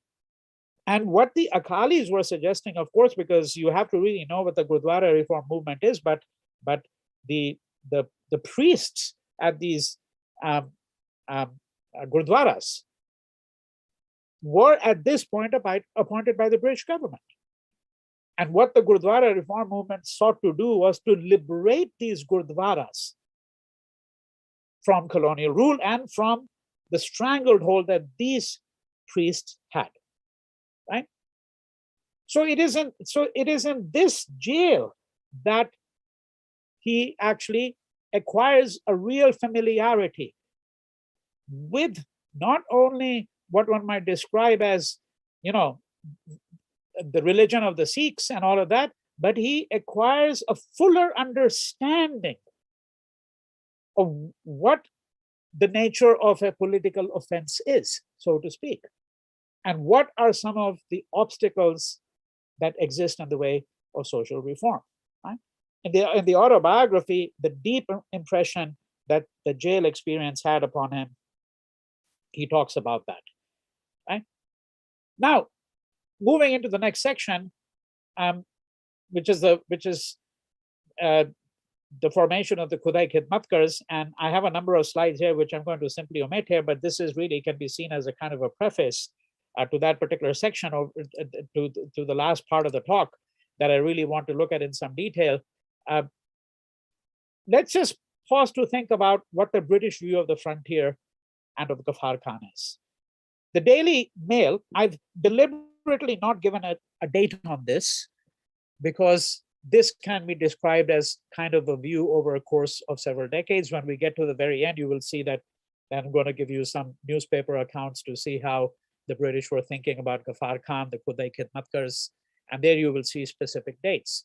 But the Daily Mail said that the frontier is an outpost of the Soviet Republic and the spearhead of an attack on India. It claimed that Russian gold is pouring in across the Khyber Pass and Muslims are being armed with the Russian weapons. Their leader, it is said of the Pathans, is the terrible Abdul Ghaffar Khan, a jailbird and relentless enemy of the British. All right. Now, the Khudai Khidmatkars. So, Ghaffar Khan had founded a society. I described it very briefly, the Anjuman Society, but in 1921. But its activities had not inculcated from his standpoint a sufficient sense of self-sacrifice and self-restraint. He wanted to introduce a notion of seva. I think that this is something, by the way, that in part he learned from his close proximity to the Sikhs in jail over a period of 3 years. The idea of seva is critical to Sikhism. What he sought to do was to transform the egocentrism that is behind the personal feud. Because what informs the life of the Pathan? It's the code of revenge, right? I've given a number of quotations. Now he wants to transform the egocentrism that is behind this into a kind of a self-restraint. So on the one hand, he's interested in schooling and society. He's interested in the fact that the Pathans do not display the kind of unity that he thinks is critically important to creating a nation of Pathans, a Pakhtunistan, right? He seeks solidarity, and he believes that the element of service is very important. Now he says that God doesn't require any service. The best way one can do service is to serve others, right? And it is in this context that he is going to found in late November 1929, it might have been a month or two earlier, an organization called the Khudai Khidmatkars, the Servants of God. This organization embodied the intensification of social activism, but also became an organization for political protest and agitation. And it is this same year in Lucknow that Ghaffar Khan meets Gandhi for the first time. There are many versions of the oath. There is something that is, of course, similar to all of them, but we don't have a written document which suggests that, that this is what the oath was at the very beginning.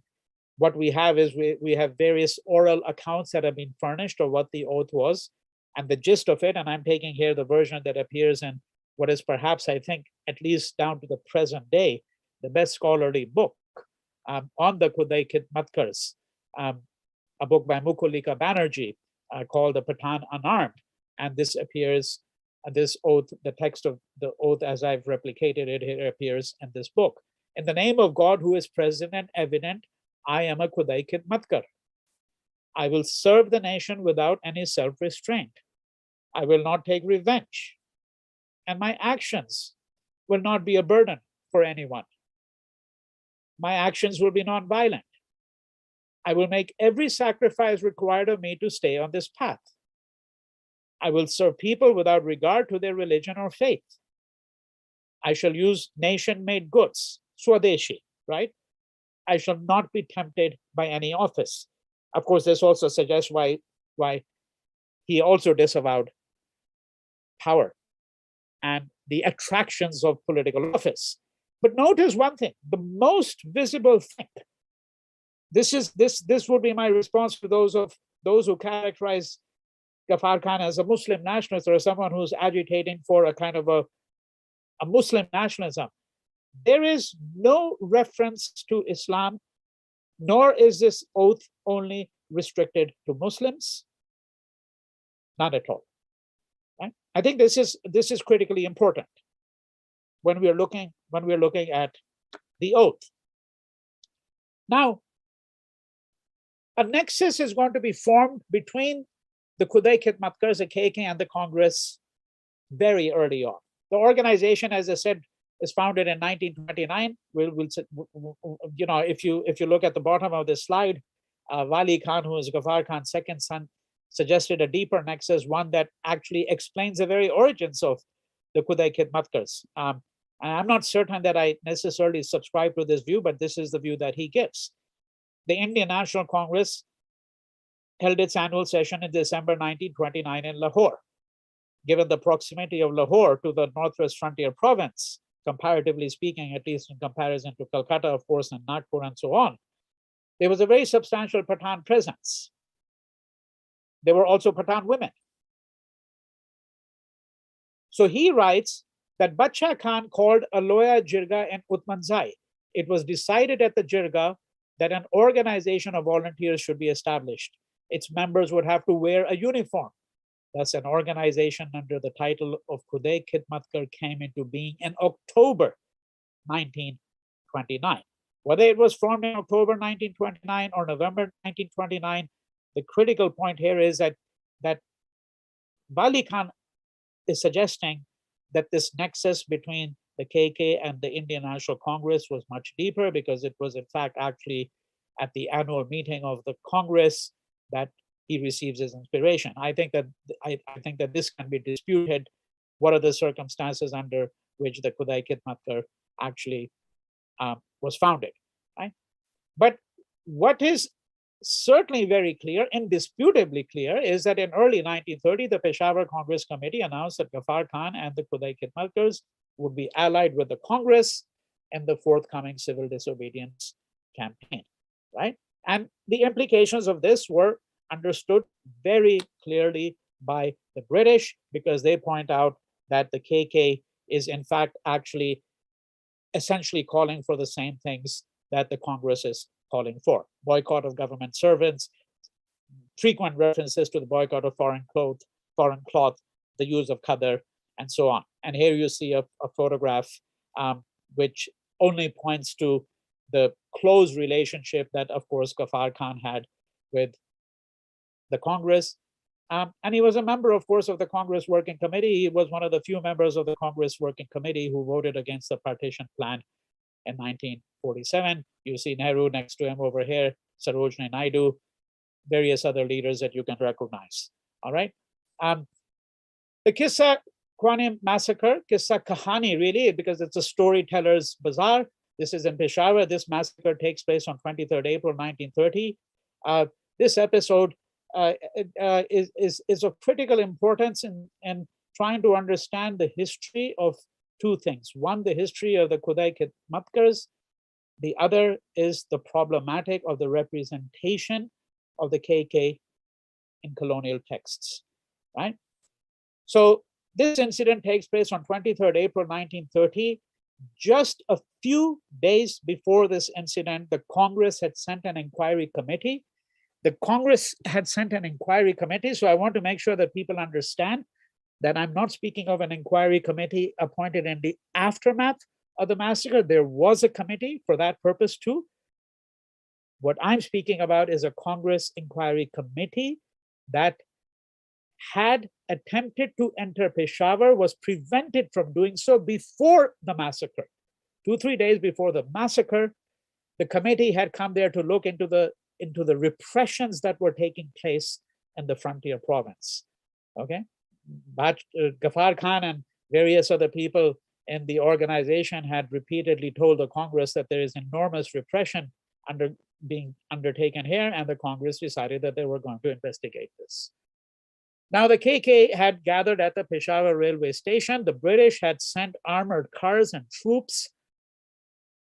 Ghaffar Khan himself and some of his supporters and the KK are going to be arrested. Charges of sedition are going to be placed upon them. Section 144 of the Frontier Crimes Regulation is going to be put into effect. What exactly happened then at the railway station on 23rd April 1930, and more importantly, at the bazaar, this is going to be the subject of two separate inquiries, one which is an official inquiry committee and one an inquiry committee appointed by the Indian National Congress. All right, and it is unnecessary for me to enter into the details. There are some aspects of it which are enormously interesting, such as that this is one of the rare instances where an Indian regiment, the Garhwal regiment, in fact, actually refused to carry out orders to fire on the crowd. The British represented this essentially, and this is what I'm going to turn to my attention to in the next few minutes before I wind up, because I realize that I've gone on for a little over an hour already, and I want to leave some time for questions and answers. What is important here is the representation, as I said, of what happens here in this bazaar. The British reports mention 20 dead. It has been established a long time ago. In fact, the Congress Inquiry Committee itself established that at least 200, 300 people were killed, a large number of whom were people belonging to the Khudai Khidmatkars, others as well. And we're going to find that in the wake of this, Ghaffar Khan is once again going to be sent to jail. Their numbers are going to grow, the KK. By early 1930, there were about 1,000 people. By 1931, they had 25,000 members. At the height of their membership, they had about perhaps 100,000 members or volunteers. All right. This here is a description, and this is the key. I want to dwell on this for a moment. This is a description given by Gene Sharp of what happened at the Kissa Kahani Bazaar. I want to read it out. I want those of you who are familiar with what happened during the Salt Satyagraha, particularly, and here I refer not so much to Gandhi breaking the salt, but I refer to, because the Salt Satyagraha, of course, is a reference not just to what Gandhi did when he undertook the long march and arrived at Dandi and then broke the salt law. The Salt Satyagraha refers to the thousands of such incidents of breaking the salt law that happened in the aftermath for months, and tens of thousands of Indians placed in jail. But in particular, I want to call your attention to, remind you of the raid on the Darshana salt works, right? The raid on the Darshana salt works initiated under the leadership of Sarojini Naidu. And we have a number of first-hand accounts, number of witnesses, including Webb Miller, who gave an account that what happened, a row of congressmen, congresswomen would march up and the police would whack them with their lathis. And you could hear the lathi coming down on a skull. You would hear the skull cracking. Webb Miller gave this graphic account. And then there would be these volunteers who would come, right, and take these people who had been wounded away, and then a next wave of volunteers would come, and they would be beaten in turn, and a third wave, and a fourth wave, and a fifth wave, and so on and so forth. And that transformed the world. That was the account. Now, this is what Gene Sharp says over here at Kissa Kahani Bazaar, when those in front fell down wounded by the shots. This is a dramatically different account of what you read in the newspapers. And when I'm talking about newspapers, I'm talking about the British newspapers, because Indian newspapers couldn't report on this. Completely censored. When those in front fell down wounded by the shots, those behind came forward with their breasts bared and so much so that some people got as many as 21 bullet wounds in their bodies. And all the people stood their ground without getting into a panic. A young Sikh boy came and stood in front of a soldier and asked him to fire at him, which the soldier unhesitatingly did, killing him. The crowd kept standing at the spot facing the soldiers and were fired at from time to time until there were heaps of wounded and dying lying about. And then Gene Sharp continues, the Anglo-Indian paper of Lahore, which represents the official view, itself wrote to the effect that the people came forward one after another to face the firing, and when they fell wounded, they were dragged back and others came forward to be shot at. This state of things continued from 11 till 5 o'clock in the evening. When the number of corpses became too many, the ambulance corps of the government took them away. Right? And so then you might think to yourself, so why shouldn't we simply view what the Khudai Khidmatkars were doing as something identical to what was done at the Darshana Salt Works? And I think this is why I think the Khudai Khidmatkar is interesting, because what Ghaffar Khan had envisioned was a non-violent army. It would have a military structure, and the Khudai Khidmatkars did. This was not a one-off thing.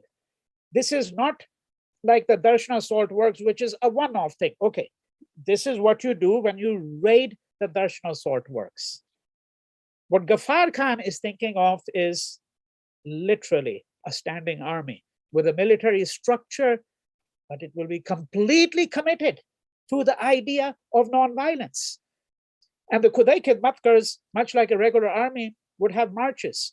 They had their own army band, bugles and drums.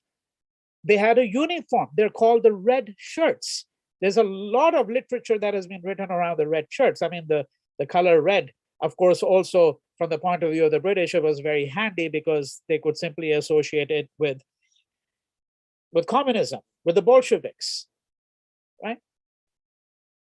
But there is a military structure to the Khudai Khidmatkars. There is a tiered leadership. And yet there is a certain kind of democracy, right? And I raise this idea. This idea, I think, is extraordinarily interesting for us, because as we think of the ease with which the nation state constantly enters into the domain of war, right? Down to our present day. What will be the future of ahimsa? What will be the future of nonviolence? And I think in this respect, I want to suggest that Ghaffar Khan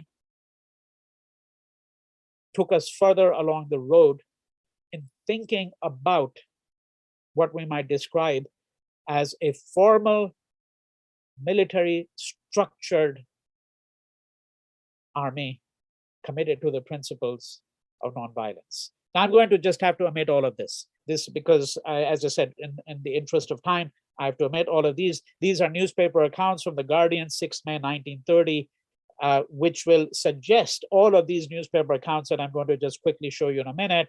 The attempt to say that, well, the KK has no autonomy of its own.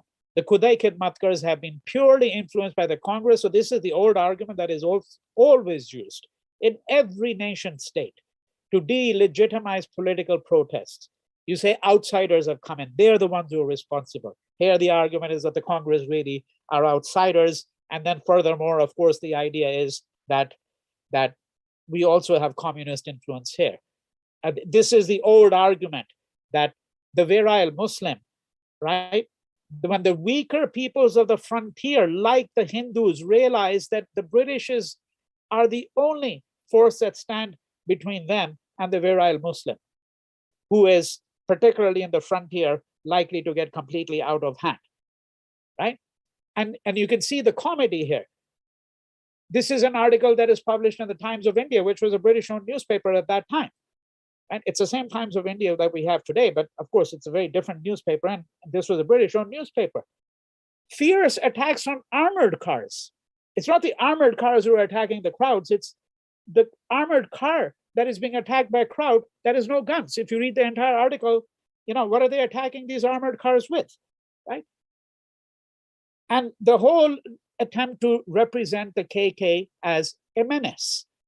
This is from The Guardian, 28 December 1931. So we have moved from the massacre at the bazaar in April 1930, 28 December 1931, because this is a period of extraordinary repression for the entire period. And when Gandhi, in fact, had gone to London for the Roundtable Conference, the frontier government used that as a pretext at that point to unleash even more repression, right? Okay, so these are some of the headlines from these newspapers. Troops open fire, so 28 December 1931, on riotous red shirts near Kohat. And this is a photograph here, of course, of Ghaffar Khan, suggesting that he is really basically acting solely under the influence of Gandhi, solely under the influence of Gandhi, all right? So now, moving to my conclusion then. When we think about the Khudai Khidmatkars, think of the character of the Pathan. What were some of the hindrances to the creation of this organization? Nonetheless, it was there. And I think that its history from 1930 to 1947 is a history that hasn't fully yet been written. Most of this history really pertains to the period 1930-1931, with occasional forays into the late 1930s, early 1940s. But there were difficulties. And hindrances, there was the whole idea of the character of the Pathan, which is that the Pathan is inimical to this kind of discipline. The Pathan is ferociously individual. Ferociously individual. What an army, albeit a non-violent army, requires discipline, structure, hierarchy. Right? The Pathan is liable to act at his own will. The code of revenge is critically important for him. Unlike in India, where you had in the rest of British India, where you had the Firearms Act, and availability of firearms was a real difficulty, and the frontier, arms were easily available. There is a culture of the rifle. But there are other considerations too. Much of the work that is enjoined by Ghaffar Khan upon the Khudai Khidmatkar members or volunteers was viewed by some of them initially as emasculating.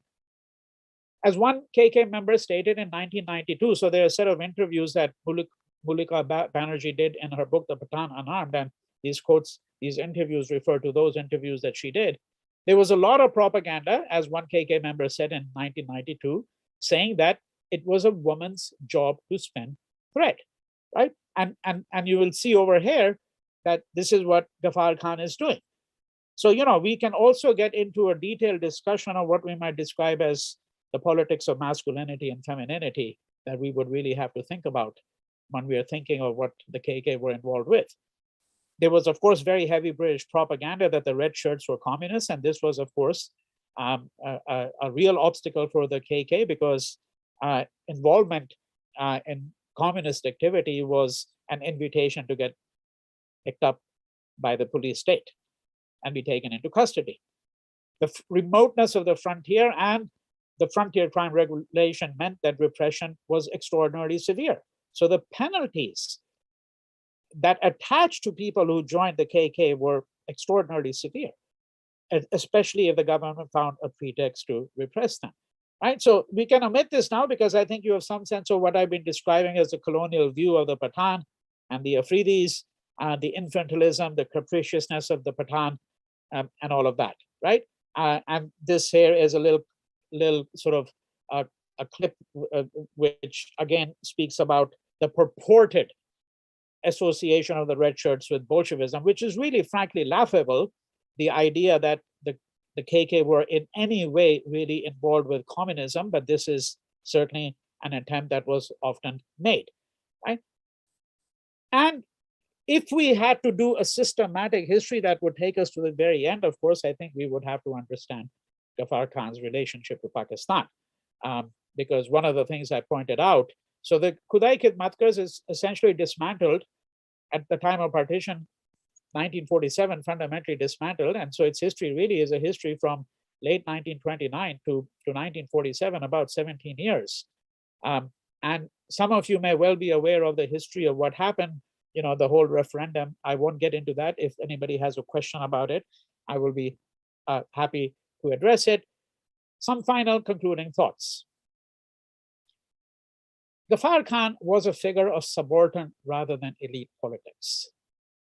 Right? I think that is the most fundamental thing. And this takes me back to where I had started when I was describing the various ways in which he is an anomalous figure.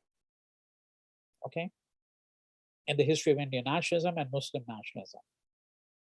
His explicit disavowal of politics and the trappings of power ensured that he would remain marginal in colonial India and independent Pakistan alike.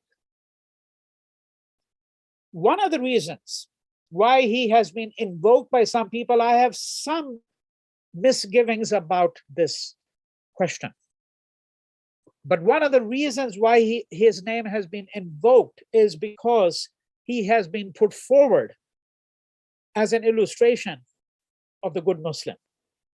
This takes us back to that whole opposition of the good Muslim versus the bad Muslim, which is a template of thought that has became very dominant, particularly in the aftermath of the September 11th bombings in the United States, where, of course, Islam was going to be demonized. And the reason I say I have some misgivings is that some scholars have suggested Ghaffar Khan should be championed, should be invoked, because he shows that Islam also has a tradition of nonviolence.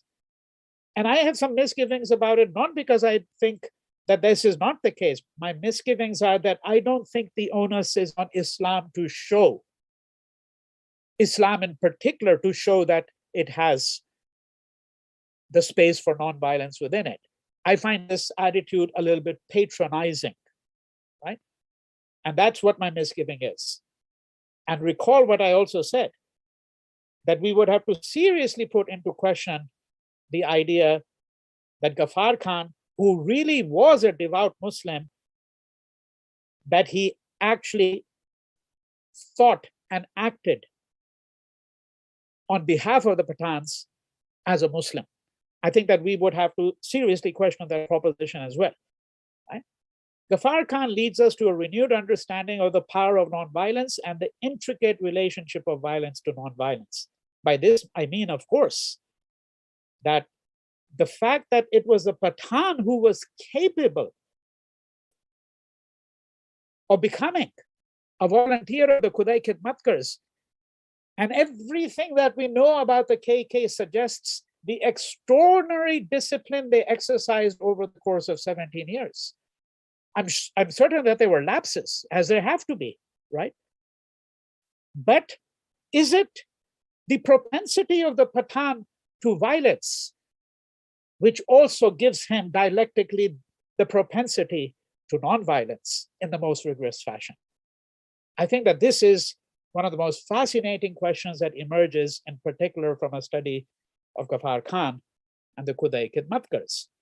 And of course, we have a kind of a template from Gandhi's own thinking, where he draws a distinction between nonviolence of the strong and nonviolence of the weak. Some scholars have attempted to understand this relationship of violence to nonviolence in the context of Gandhi's own distinction. The idea of an army of nonviolent resistors, as I've suggested, was his most extraordinary insight. and remains untested after the demise of the Khudai Khidmatkars. And finally, and I will end with some photographs, I think a full assessment of Ghaffar Khan in relation to Gandhi still remains. I have a number of observations about that, but I think I'll skip them. Here, this is a photograph here which shows Ghaffar Khan. You can see him over here. This is surrounded. You see the Khudai Khidmatkars here, the uniformed men over here. This is an Egyptian delegation that had come to Peshawar in the late 1930s and shows a crowd. It is very difficult for many people to understand the absolute veneration in which he was held in the frontier region among the Pathans and in Afghanistan as well. A certain kind of mystique that had developed around him. And again, the only analogy really we have here is Gandhi, but of course Gandhi was an India-wide figure and a world historical figure in a way that unfortunately Ghaffar Khan has not been, but should be. All right. I will skip this over here at the moment because, as I said, I just want to end with some photographs very quickly here. I had suggested that we would need to take a long view of the relationship between Gandhi and Ghaffar Khan. These are some extraordinary photographs. Some of them haven't really been published for a while. And these are photographs from 1937 to 1939. These are largely not entirely. This is All India Congress Committee meeting, a photograph from that time. But most of these remaining 4 or 5 photographs are all from the frontier, from Gandhi's visits to the frontier as a guest, of course, of Badshah Khan.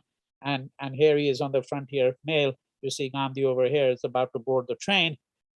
This is the two Gandhis addressing a large crowd. Another one here, again from the frontier. And this one is from, in fact, from Ghaffar Khan's hometown. So we end where we began, and Gandhi had, in fact, visited him there in 1937. Thank you very much.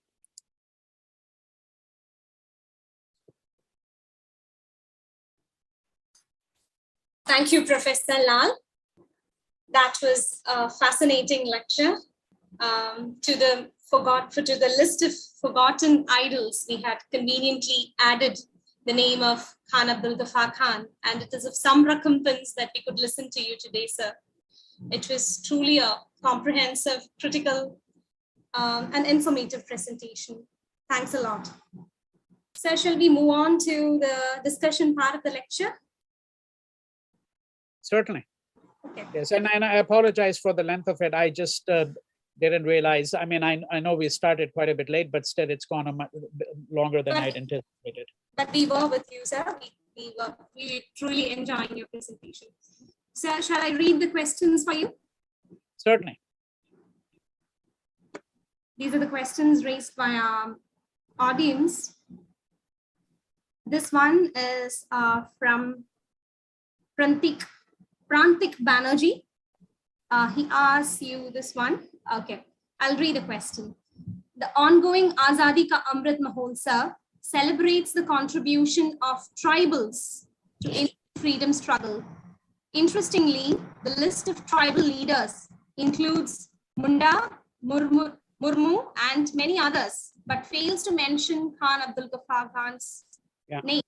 So how does mainstream historiography problematize categories such as tribal leader and national tribal leader? What is its effect on the freedom narrative?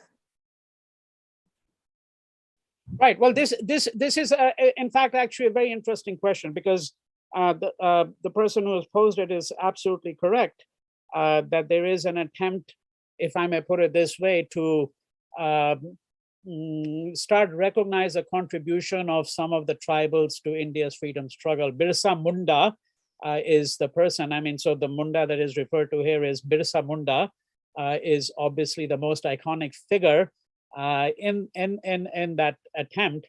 One could say, of course, I mean, I think I'll have to be blunt about it, that I don't think that the present government of India has any real investment in the tribals at all, or in their history or their heritage. I think that this is an attempt, obviously, to try to project itself as a kind of a unifying government which really believes that all Indians partake in the history of the country. I think that one way to answer this question would be to see what the real investment in tribal history, tribal development, tribal culture has been on the part of the government of India. And I'm afraid that the answer there is not a very encouraging one. That's one way to look at it. The other aspect of the question, which I think is intellectually a very interesting question, is where does Khan Abdul Ghaffar Khan figure into this? Now, we have to understand that Ghaffar Khan occupies, if I may put it this way, a liminal position. Yes, he comes from the frontier, but he had a very close proximity to the mainstream nationalist movement. The tribals never did. Let's not forget that. The tribals as a whole never did. They never had any real proximity to the mainstream nationalist movement. I mean, you remember some of the photographs I've shown, which show Ghaffar Khan with Nehru, with Sarojini Naidu. There are many such photographs, hundreds of such photographs. He's a member of the Congress Working Committee, right? So this is what I mean by his liminal position, that he's part of the mainstream nationalist tradition. On the other hand, he comes from the frontier. And the frontier, of course, itself was, in a way, a kind of a liminal place. It's on the threshold, right? It can be absorbed into civilization, and yet it cannot be. Is the other view. And of course, there was another view, which is it should not be. It should not be. Remember the one thing that I underscored, and that was the fact that Ghaffar Khan never aspired to what we could describe as a national eminence or a national position or national visibility.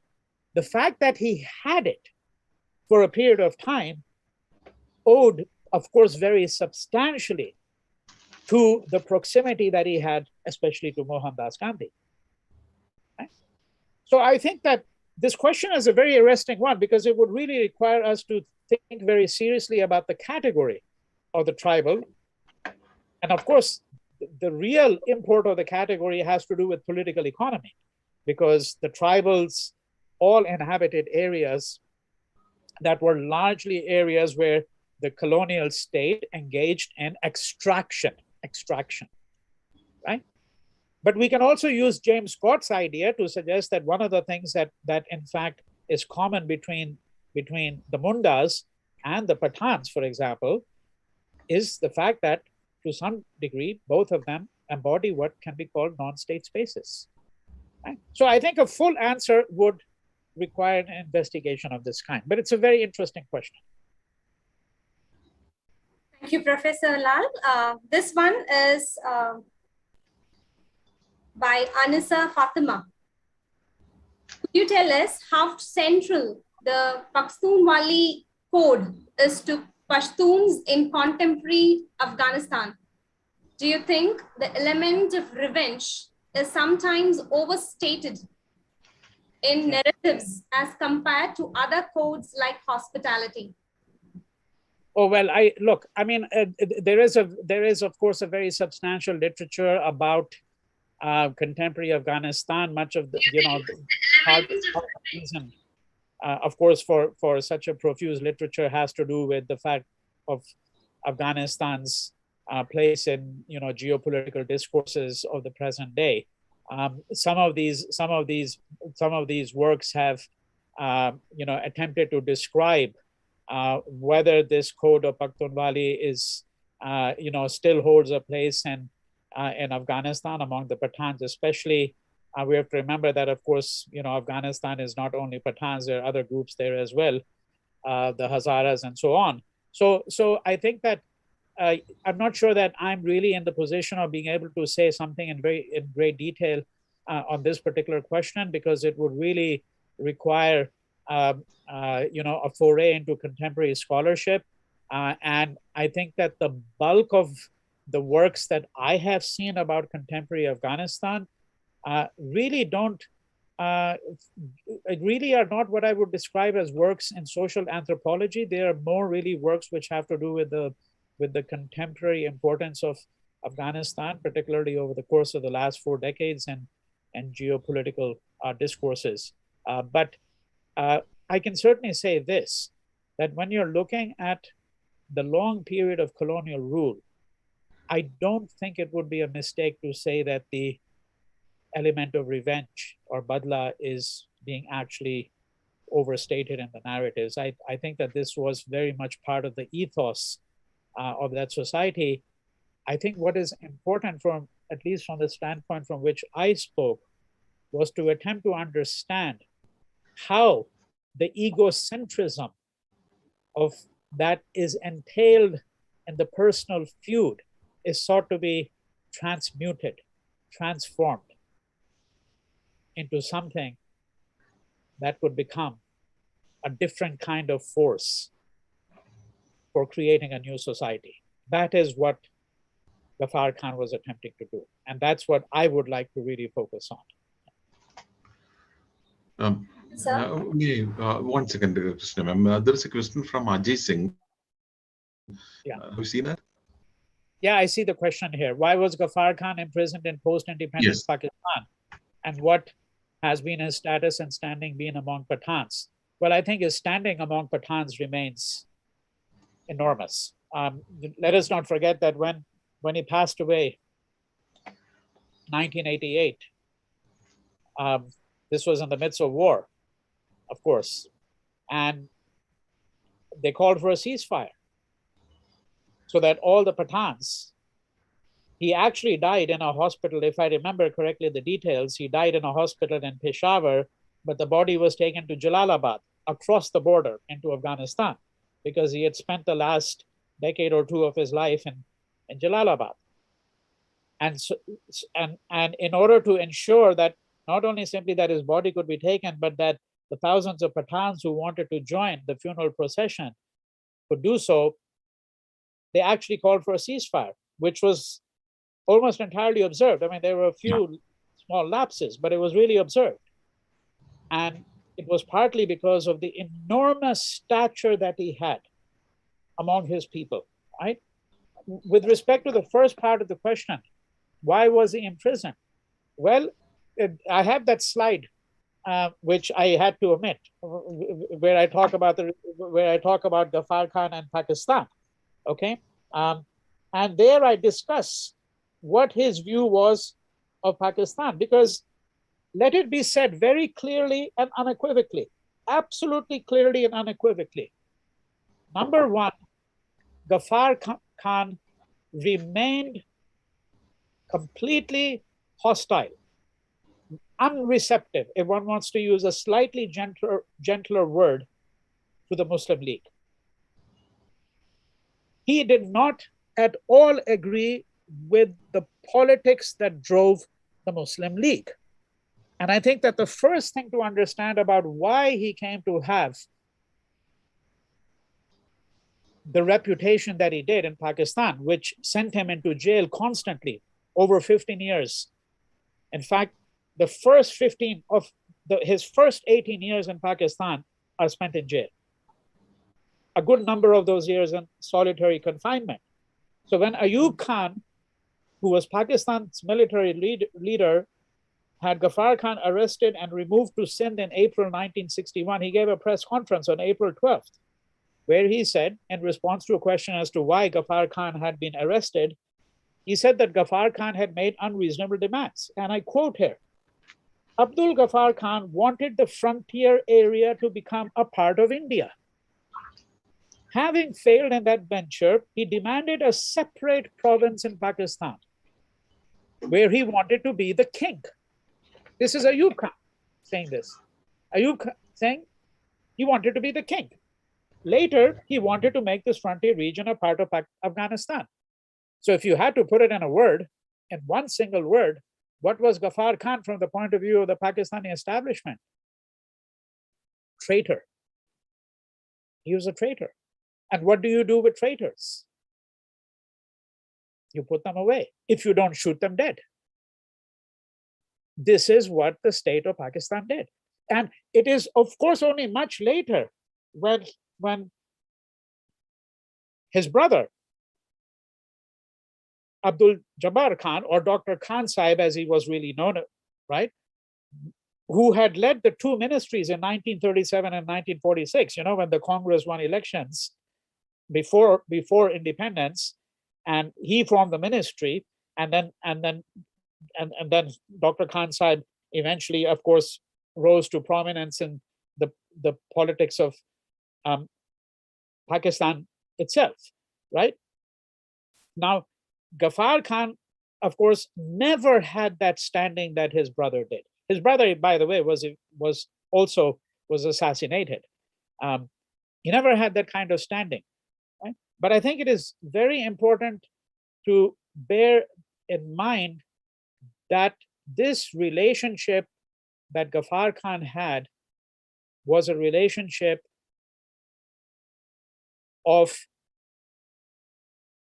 deep suspicion, which he had before independence and which he maintained until the very end. Deep suspicion about the Muslim League, and then, of course, about the state of Pakistan. And he said very clearly that, look, if the Sindhis get Sindh and the Baluchis get Baluchistan, right, that each of these major ethnic groups is getting a state, a province, and the Punjabis get Punjab in Pakistan, why shouldn't the Pashtuns get, or Pakhtuns get Pakhtunistan? Right? So I think that if you take all of that into consideration, it is no surprise at all why he was treated the way that he was in Pakistan. This is unfortunately, this is the relentless, unremitting logic of the nation state. Wherever you are in the world, the nation state is the most unforgiving thing.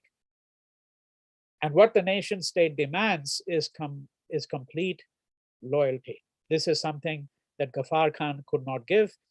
But his loyalties were never just to the idea of Pakhtunistan. I want to make it very clear. From my standpoint, this is my reading. His loyalties were to the higher ethic principles of ahimsa and satya. And this is not compatible with any modern nation state, as the fate of Mohandas Gandhi in India today shows us. Because let us not forget that in some parts of India, it is the assassin of Mohandas Gandhi who is now being celebrated. Right? So I think that should answer the question that Ajay Singh has asked. Thank you, sir. This question is being raised by Sahil Shashidharan. Professor Karuna Manthena has talked about the strategic and tactical aspects of non-violence in Gandhi's approach beyond its operations as a belief and way of life. You also mentioned a non-violence of the strong and of the weak in relation to Khan's approach. Could you maybe explain yes, I can see the question more, and also consider if there's any strategic or tactical foundations to this shift in Khan's thinking post his imprisonment? Yes.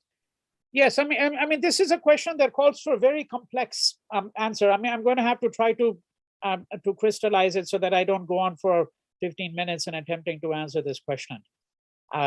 See, there are different ways in which you can tackle it.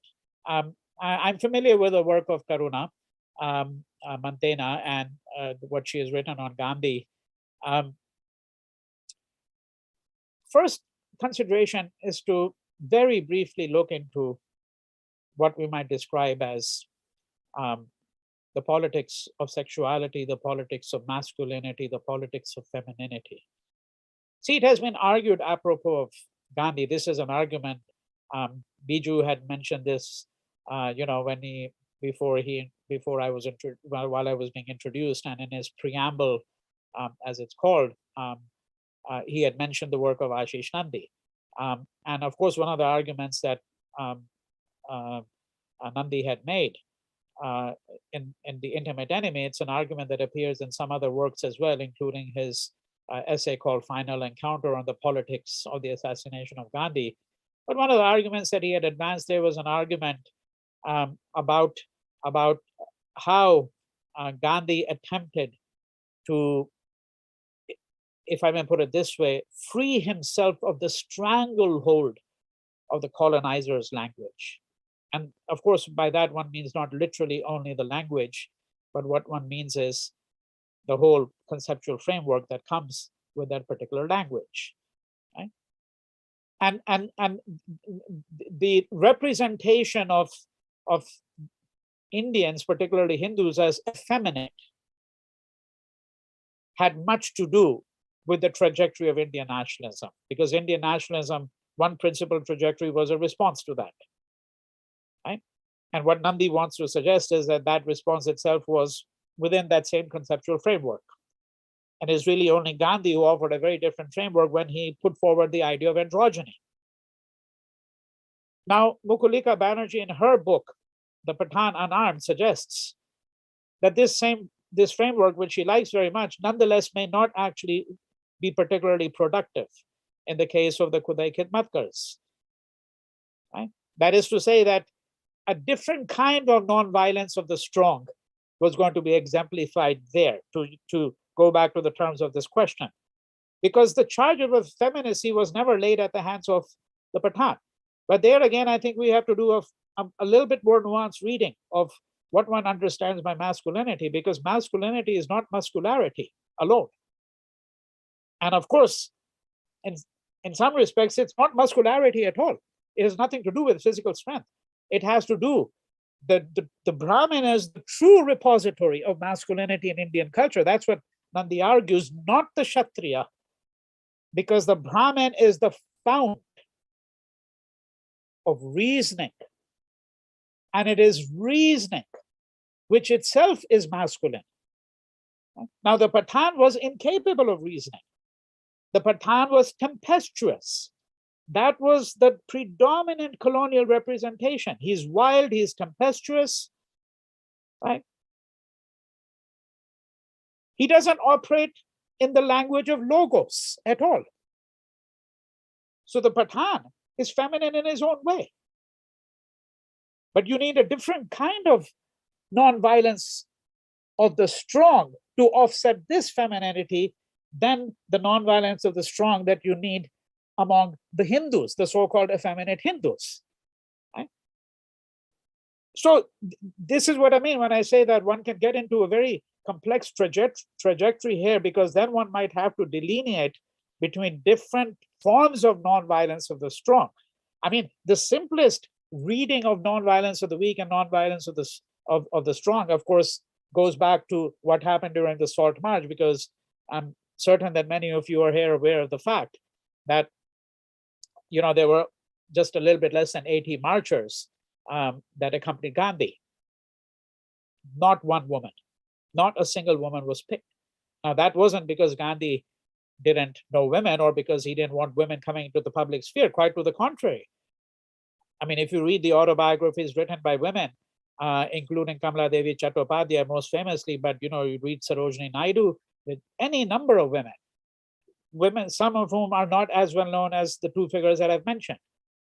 But all of them will tell you that one of the things that the non-violent resistance movement did in India was it facilitated the entry of women into the public sphere. And why didn't Gandhi pick a woman? Because he wanted to be quite certain that the British could not argue that the Indians have put women in the march because they want to ensure that they don't get attacked, because the British are too civilized to attack women, right? Of course, that was not the case at all, but that was an important part of the public rhetorical performance. That is to say that the Satyagrahis, right, should never be accused of hiding behind women. The British should never be given the opportunity of saying that. Right? That is the simplest way in which one thinks about the non-violence of the strong versus the non-violence of the weak. But I am suggesting to you, if you go back to my first set of remarks, that there are obviously ways in which one can complicate it, because the very idea of the nonviolence of the strong had to be read in a slightly different register in the frontier than it was in the rest of India. Right? So I'll stop over there. We shall wrap up the session with a small comment that we received from Maria Chakuni on a live chat. She says that the East was split into governable regions by the British, criminality introduced by creating the Frontier Crimes Regulation, a peaceful people pushed into rebellion by repressive policies. I'm not sure. You might not be able to read the comments, sir. It's there in our live chat on our YouTube channel. Oh, I see. Yeah, okay. Maybe that's because I think I was looking for it. So could you just repeat it once again? Yeah, she finds it interesting to note that the East was split. Yeah, the East was split into governable regions by the British. Yeah. Criminality introduced by creating the Frontier Crimes Regulation. Yeah. A peaceful people is pushed into rebellion by repressive policies. Yes. Well, yeah. I mean, I would say that by and large, I agree with that observation. Yes. I mean, the Frontier Crimes Regulation. You know, when you bring forward legislation of this kind, you create the very object of your regulation. Right? That is what is being suggested by the person whose comment you have read, and fundamentally, I would agree with that. Whether they should be called peaceful, you know, that is something, of course, that would be disputed by a lot of people. But again, we would then have to understand what are the registers of peaceful, because the Pathan may go after another person out of the code of revenge. But does he engage in indiscriminate slaughter as a modern nation state does? No. The answer is no, I don't think so. Right? So I think we would have to understand, and I think that this, it seems to me that this ascription of peacefulness is coming from that standpoint, that these people are being actually pushed into rebellion by the imposition of what can only be considered the most inhumane pieces of legislation, such as a Frontier Crimes Regulation, which even for those days, I would argue, was a very draconian piece of legislation, you know, right? So the fundamental impulse that animates this question, I agree with. Yes. Thank you, sir, for graciously answering all the questions. Now I request Dr. Anu Pol, Assistant Professor, Department of English, to propose the vote of thanks. Over to you, ma'am.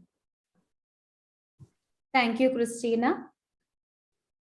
A very warm good afternoon. I consider it a privilege to thank the entire community gathered here on the occasion of the International Lecture Series titled Studies in Dissent and Protest, hosted by the Kerala State Higher Education Council, along with Faculty of International Affairs and Research and Post-Graduation Department of English, St. Thomas College, Autonomous, Thrissur. Professor Vinay Lal led us through the topic, the perfect exponent of Satyagraha, Ghaffar Khan and an army of non-violent resistors. His profound research outshone the lecture, and he elucidated the relationship between the tribal society, post-colonial state, also assessing the place of the unsaid in various histories. He has successfully placed Ghaffar Khan among the stalwarts of non-violence, namely Mahatma Gandhi, Nelson Mandela, Martin Luther King, etc. We were honored to listen to your lecture, sir, and wholeheartedly record our gratitude for the intellectually stimulating time we shared together.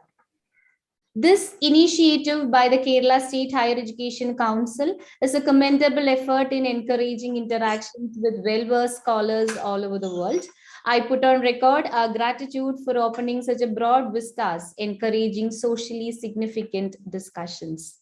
Our manager, Martoni Nilankaval, has always encouraged such intellectual deliberations and marked his presence with laudable enthusiasm. Thank you, His Excellency, for your vibrant inaugural address. It's my pleasure to thank our principal, Dr. Father Martin K., for extending his warm-hearted support for this lecture series. I take this opportunity to thank Dr. Randa Thomas, HOD, Research Department of English, St. Thomas College, for his constant support in all the activities initiated by the department. Dr. C.S. Biju, Dean of International Affairs, set the stage and ambience for the lecture. His enthusiasm to host a program of this magnitude is indeed exceptional, and is an honor to record our gratitude for the same, sir. Thank you, Ms. Christina Tijos, for being the anchor of the day and coordinating the discussion. I acknowledge my gratitude to our technical team for broadcasting the series without much glitches. Last but not the least, I thank our audience, comprising of scholars and students from all over the world, hoping that we could cater to your expectations. We look forward to being with you all in the forthcoming lectures too. Once again, thanking each and everyone who extended their support to make this program an astounding success. Thank you. Thank you very much. And once again, my apologies to everyone for keeping you a little bit longer than I had anticipated. Thank you. Thank you, Professor Lal. Thank you, everyone, for joining in. We look forward to your continued participation to the upcoming lectures. The next lecture is scheduled on 17th of May, and it would be on the topic Globalizing Protest, a New Architecture of Street Dissent. Thank you. Bye-bye. Thank you so much. Thank you, Vinay. Thank you, everyone.